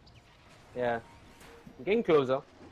Once again, a Bing pushing the lane all by himself, does go into the trees and will manage to TP out of there. And maybe Entity looked at taking down Roshan. They have pulled 3C48 to the bottom lane. Could they sneak in a quick Roshan with the conversions and the Solar Crest? It is possible. Maybe then Entity can consider high ground after that. Yeah, I think it's also the time when one of the two teams considers picking up a gem. Sure, you have the Ricky on your side, but I think a gem would add decent amount of value because you will be able to catch out the OD. Yeah. Yeah, indeed. I mean, when you're looking to put an end to this game, you want to pick up a gem and ideally 5-man around the gem. But to get that going, you need Roshan first. And it's actually 3C4DA who are in the Rosh pit. BDZ is walking nearby. Okay, he's just going to walk past Roshan. So Entity are uncontesting. Abing did have his Black Hole as well as his BKB. No, I think it just came off cooldown, so they were probably unsure whether to approach that fight. And yeah, it's already Aegis and a Cheese for 3C48. Cheese is actually one of the better items on OD and even on Bristleback for that matter. Indeed. Look at this mid lane ward though. I mean, Entity, they've warded for ending this game sometime soon. But this ward in the Radiant base isn't really doing too much. This is still looking... I think it's looking pretty scary for Entity at the point because they might not be able to straight up win the fights anymore. Especially if it's them who gets initiated on. If one of the cores comes down before the Black Hole, it's going to be really hard. And Blizzard gets caught out again. Yeah, Sanity's Eclipse coming out from the OD does seal the deal. Who's got a Silver Edge as well. So that reactive armor coming up from the Bristleback. I mean, the Timbers actually won't be meaning too much. Looks like the OD is building into a butterfly. And If he gets it at a decent timing, all of NTT's damage could pretty much be redundant. At least that coming out from Blizzard. And the one hero we've ignored the entire time, he's suddenly looking decently scary, and that's been the Viper. Who, Silencer? No, Oh, the I think it's the Viper. Viper. Silencer is still dirt poor, man. Okay. Yeah, It's been the Viper. Viper. He's gonna pick up the Bloodthorn now, and Bing almost got cut out there, but walks away, and he's gonna ignore the blink. He's gonna go for the Octane Inco. Meanwhile, Job Easy in their base brings down the Silencer. Free kill. I think Silencer is now worse than the range creep. He's going to be eventually. Yeah, and Baka all by himself. Sure, he's got the Crimson Guard. He's not got the cheese on him. BDZ walks into a Viper standing in the trees, an immediate Lotus Hop and a 4-star power. Elsewhere, Swifty does end up going down. NTT trying to split up 3C4DA. The crush comes out from ZCXP. It's on to the Crystal Maiden. The Crystal Maiden dropping low. There's a bash as well. A Bing wants to come in the black hole, has popped the BKB. Baka caught in the smoke screen, dropping low. The lifesteal talent kicking in. But here's the Malefice along with the Midnight Pulse. Maybe just enough. Here comes the OD with the Hex onto a Bing. Should be an easy kill, and indeed a Bing is down. They have got buyback, but maybe, just maybe, 3C4DA have done enough to earn themselves a tier 3 tower. I think Bing has the black hole, so he's gonna buy back, yeah. Okay. And Swifty has buyback as well. This is the worst position to be in if you're an Enigma.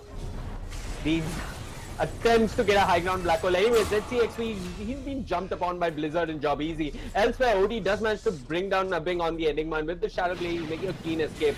Blizzard, he's all by himself. There's the Orchid as well as the Global Silence. They will manage to bring down the Ricky. It's Blizzard defending all by himself. 50 can buy back. Job Easy's bought back already. They're losing the tier 3. 3C4DA, can they do the impossible? Can they be the first team to take a game of NTT Esports in the ESL India Premiership?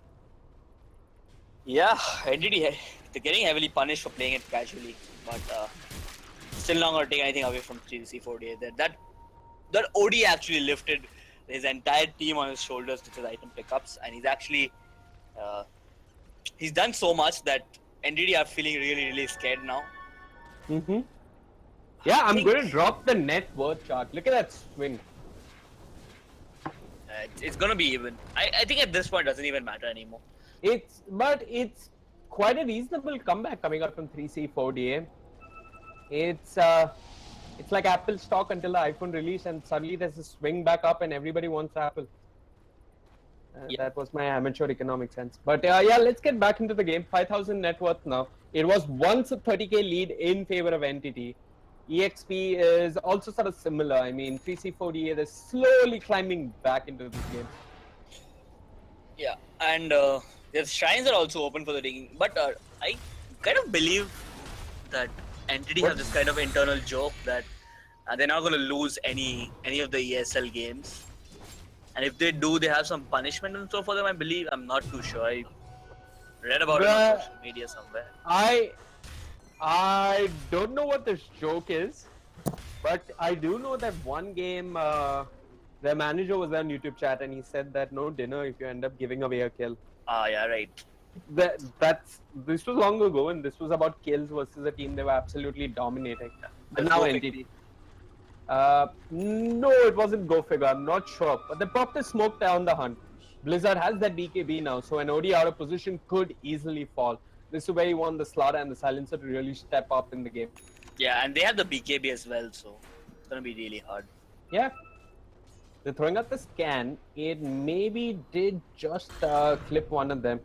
They've got the Observer, they see Baka, but Baka's not the ideal target. Anyways, they're going to go on to him. Blizzard has jumped in, they controlled him with the Malefice as well as the Midnight Pulse. ZCXP on the Slaughter out of position. A Bing jumps in. He has the Arcane Rune. But there is a buyback on the back, so it's still going to be a very easy. Not easy, but it's going to be a pretty safe hold from them. It's going to be a 5v5 team, 5vc. Okay, why has the Butterfly on the Viper? I think it's pretty good since Anti-Mage doesn't have an NPB to work with. Yeah, Ricky's going to suffer. OD pops the BKB. Blizzard is out of there, but they've got BDZ. The Hex is there. They do not end up getting the kill on the Crystal Maiden, and that's a BKB that's been popped. That was rather horrendous for 3C48. Job easy, just standing with Diffusal level 2. Blizzard. Yeah, and this gives Blizzard about 10 seconds. Yeah, no, he's not going to do it. He already lost the Hex time. 10 seconds? No, I was going to say when the Hex was on cooldown, but no. Ah, okay. It's already off. He has a Lotus Orb, 2 Lotus Orbs on his team. Isn't that correct? Yep. One on 50, one on BDZ. So they're going to drop one on him once the creep wave comes, I presume. Yeah, just going to keep the push going. They're going to straight up march down mid. This is a big gamble coming out from Entity. If they end up losing this fight, it could mean that they end up losing a lane of frags. It's just going to back off. A lot of the team fight hinges on Ebbing and the kind of black hole he can land for his team there. Yeah, one thing 3C40 did manage to hold on to was, even though the OD initiated and it was a kind of a bad initiation, they still managed to hold on to the buyback on the Bristleback. They even managed to hold on to the global silence. So, yeah, Entity, they have the high ground for now. But yeah, 3C40 are headed the completely opposite direction. So, it might not end up in the team fight we were hoping for. Yeah. Are they just gonna march down the bot lane? It looks like they are. Look at this. Just take a look at Sirio Nesta on the silencer. He's sitting at his tier 3. All he has to do is press one button. He can't go out anymore. Ricky's gonna kill him as soon as he leaves the base. Yeah. He doesn't know that Ricky's not there, but I mean, Ricky even came to his tier 3 and killed him. yeah, that's true. It's only a matter of time before he's sitting in the fountain. 3C48, the shrines are up for the taking. But okay, so OD finally he has an answer to the Abyssal. He's picked up the Linkins himself. So yeah, even before Blizzard, he actually didn't have a single chance to pop the Abyssal, and already he's been countered by the OD. Yeah, I did see the Linkins a fair bit ago. He was queuing up the butterfly, but he's a switch track and he's going for the moonshot. We are also reaching that place where some insane talents might start to kick in. What are you seeing in terms of talents across the map? Because I'm looking at a smoked up Entity. They might have spotted it because some of the Eidolons which were there did kind of get smoked off. I don't think they were paying attention. Probably didn't get spotted off. This is more than ideal for Entity. A big goes in. Should be an easy black hole. There is some form of silence that was controlling the Slaughter, but he has a BKB. He pops it, he disengages. Entity pop a smoke, don't find a kill. Job easy here with the Diffusal Blade onto Baka. They've got the Solar Crest that's taking away a fair bit of his armor. They've held him in place with the Chakram. Here comes the Global Silence, but where's the follow-up? ZCXP jumps in with the crush, but a big is there with the black hole. It's on to 3. They've lost the Slaughter. Y will fall as well, and maybe this was the opening that Entity were looking for all along. A gem on the deck. 2 cores out of the equation, and maybe now Entity can take a tier 3 of their own. Oh, and suddenly Bristleback is short of buyback by 100 gold or so. It's gonna hurt really. He had buyback, right? I think he lost a bit of gold. I think he lost a bit of gold after the death, and okay, I thought I saw the buyback available after that. Anyway, Blizzard jumps in with the Abyssal onto the OD. The smoke screen is there as well. A mana void for good measure. They get the kill. No OD for 97 seconds. Entity. It looks like they're going to win this game, and it looks like the manager might finally give them some dinner after all. Why? Being chased with the Solar Crest, they purge them up with the Diffusal, but they're moving on to objective. Job easy, Hex top controlled. OD looking for the return kill. Will he get it? Well, it looks like Job easy will manage to get out of that, and Entity will survive. Was that a buyback on the OD, or did he respawn? I'm not. He bought back. He was like a 10 gold short of his buyback. He got that and he bought back. And I think this is gonna open up Roshan for Entity Gaming. And 3C40, can they defend it? I don't think it's a safe idea to go and try and defend Rosh. Yeah, the next Rosh is going to be extremely crucial. Yeah. If it's already there, so it's just all about going and getting it done. Yeah, whoever gets it is going to have a huge advantage. The problem is 3C40 have to deal with mega creeps, I mean super creeps, and they don't have the best wave clear. I mean, you can put Bristleback on creep duty, but then you also got to worry about Blizzard on the anti-mage split pushing you. Blizzard has gone for the Ags as well. Yeah, so he's not going to get solo killed by the OD at least. No, that's unlikely. Yeah. Can also maybe control up the Viper, who might throw out a Viper strike on him. But Entity, they're taking Roshan. Baka is here. Y is here as well. Blizzard in the pit. with the Agnan Scepter, pushed the back out. 3C48 move to the pit quickly. Being as though Black Hole and Entity can't take a team fight. They're going to give up Prashant and Cheese as well. 3C48 snatch the ages away from Entity and maybe even snatch the game as well. I think Entity were, I mean, obviously they would have liked the ages, but they made a calculated, wise decision to not contest that one. There's no real need to force team What's fights. rather surprising was Jobbizi wasn't there getting vision of all of this. He was on the other side of the map. I'm not sure if he was dead. I could have missed that. But No, he wasn't. Anyway, BDZ. Split push is the call coming out. Yeah, he's hit the nail on the head. I mean, split push is what they need to do, really. Yeah, but Entity, they finally figured out how to deal with the OD. Basically, they all pop their BKBs and run the other heroes down. Generally, something we don't see against Bristleback lineups is the Bristleback being gone on first. But that seems to be what's winning the fights for Entity. Bristleback dying first and then the rest of the team. I'm actually going to pin that last fight down to a big 3-man black hole. I just don't see them bringing down the Viper without a black hole like that. Yeah, and MKB should be what? Is Blizzard queuing up an MKB? Who's queuing up the MKB? Blizzard? Yeah, he does need one for sure. Yeah, he does need one. Running a bit low on slots though. We'll probably have to put the BKB on. Or maybe even the treads. BKB. Yeah, remove the treads or remove the Battle Fury. Guess you won the Battle Fury. OD top lane, Lincoln's pop, go on a pod. They're controlling her and they're going to bring her down as well. That's Aegis #1 taken away from the OD. Baka comes in. Blizzard still hanging around the OD, caught in the smoke screen. OD pops a BKB. They've got the global silence, but this is one to just zone away Entity for the time being. Swifty doesn't care. He's running straight into them, and now Bing is there with the black hole on to 2. They've got the Spada and the Bristleback Viper doing a fair bit of damage. Bristleback still alive to all of this. PDZ pops the freezing fields, immediately cancelled. Why with a mini stun coming out from what? I'm not too sure, but he did manage to cancel the freezing fields. Baka dropping low, Blizzard giving chase, jumps ahead actually and moves on to the silencer. Pops the Manta style, moves on the Y. They've lost the Bristleback and they're losing Y as well. But Entity don't care, they're just moving on to the structures. 50, he's staying alive to all of this. He's got a Yule Scepter to remove the Orchid that came out from Y. He's got a Lotus Orb as well, so he's fairly tanky, returning a fair bit of spells. Blizzard moves on to the Viper. Viper hanging on to Shrine. A Bing with Black Hole #2. It's out to 3. This might just be the team wipe that Entity needed. And 3C48. They tap out. They call GG. And yeah, it does look like the manager's going to give them some dinner tonight, Gambit. Yeah, but wasn't an easy victory for sure.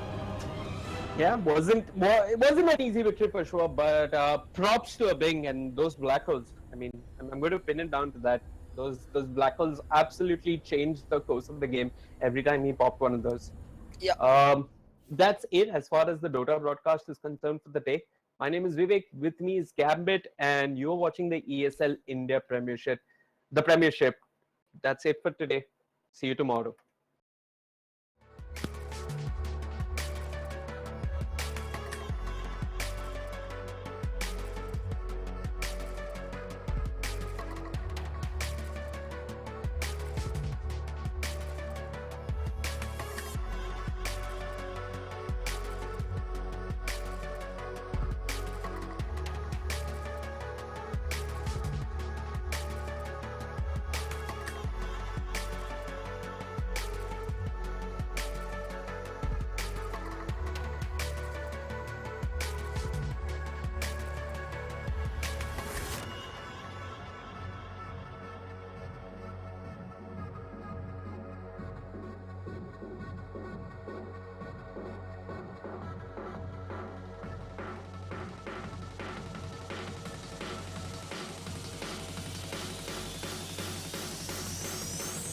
Make the ground shake.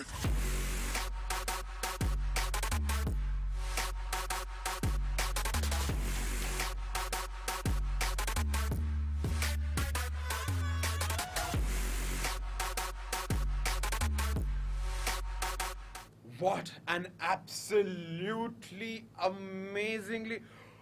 Okay, you know what? I will go into fits after seeing this. This is the only match everybody seeing us on the Facebook page of ESL India and the YouTube gaming channel of ESL India. This will go down in the history books of ESL India Premiership 2017, where you saw that one team, the one team, and the only team so far to have come this close to like beating Entity Gaming. Well done 3C4DA, amazing showcase of Dota 2 by both teams. Textbook Dota by Entity Gaming, Abing and Job Easy guys, well done indeed. I'm very sure the gang is going to have a gala night tonight, and because they played you know what, I'll just heave a couple of sighs of relief to like get over this amazing gameplay. What you guys can do is definitely like write your comments, your views in the comment stream or the Facebook live stream or the YouTube live chat. In fact, you can tweet out to us using our Twitter handle at @ESL_India. We'll be back again tomorrow 6:30 PM IST with more Clash Royale, Counter-Strike and Dota 2. But for now, we bid you goodbye.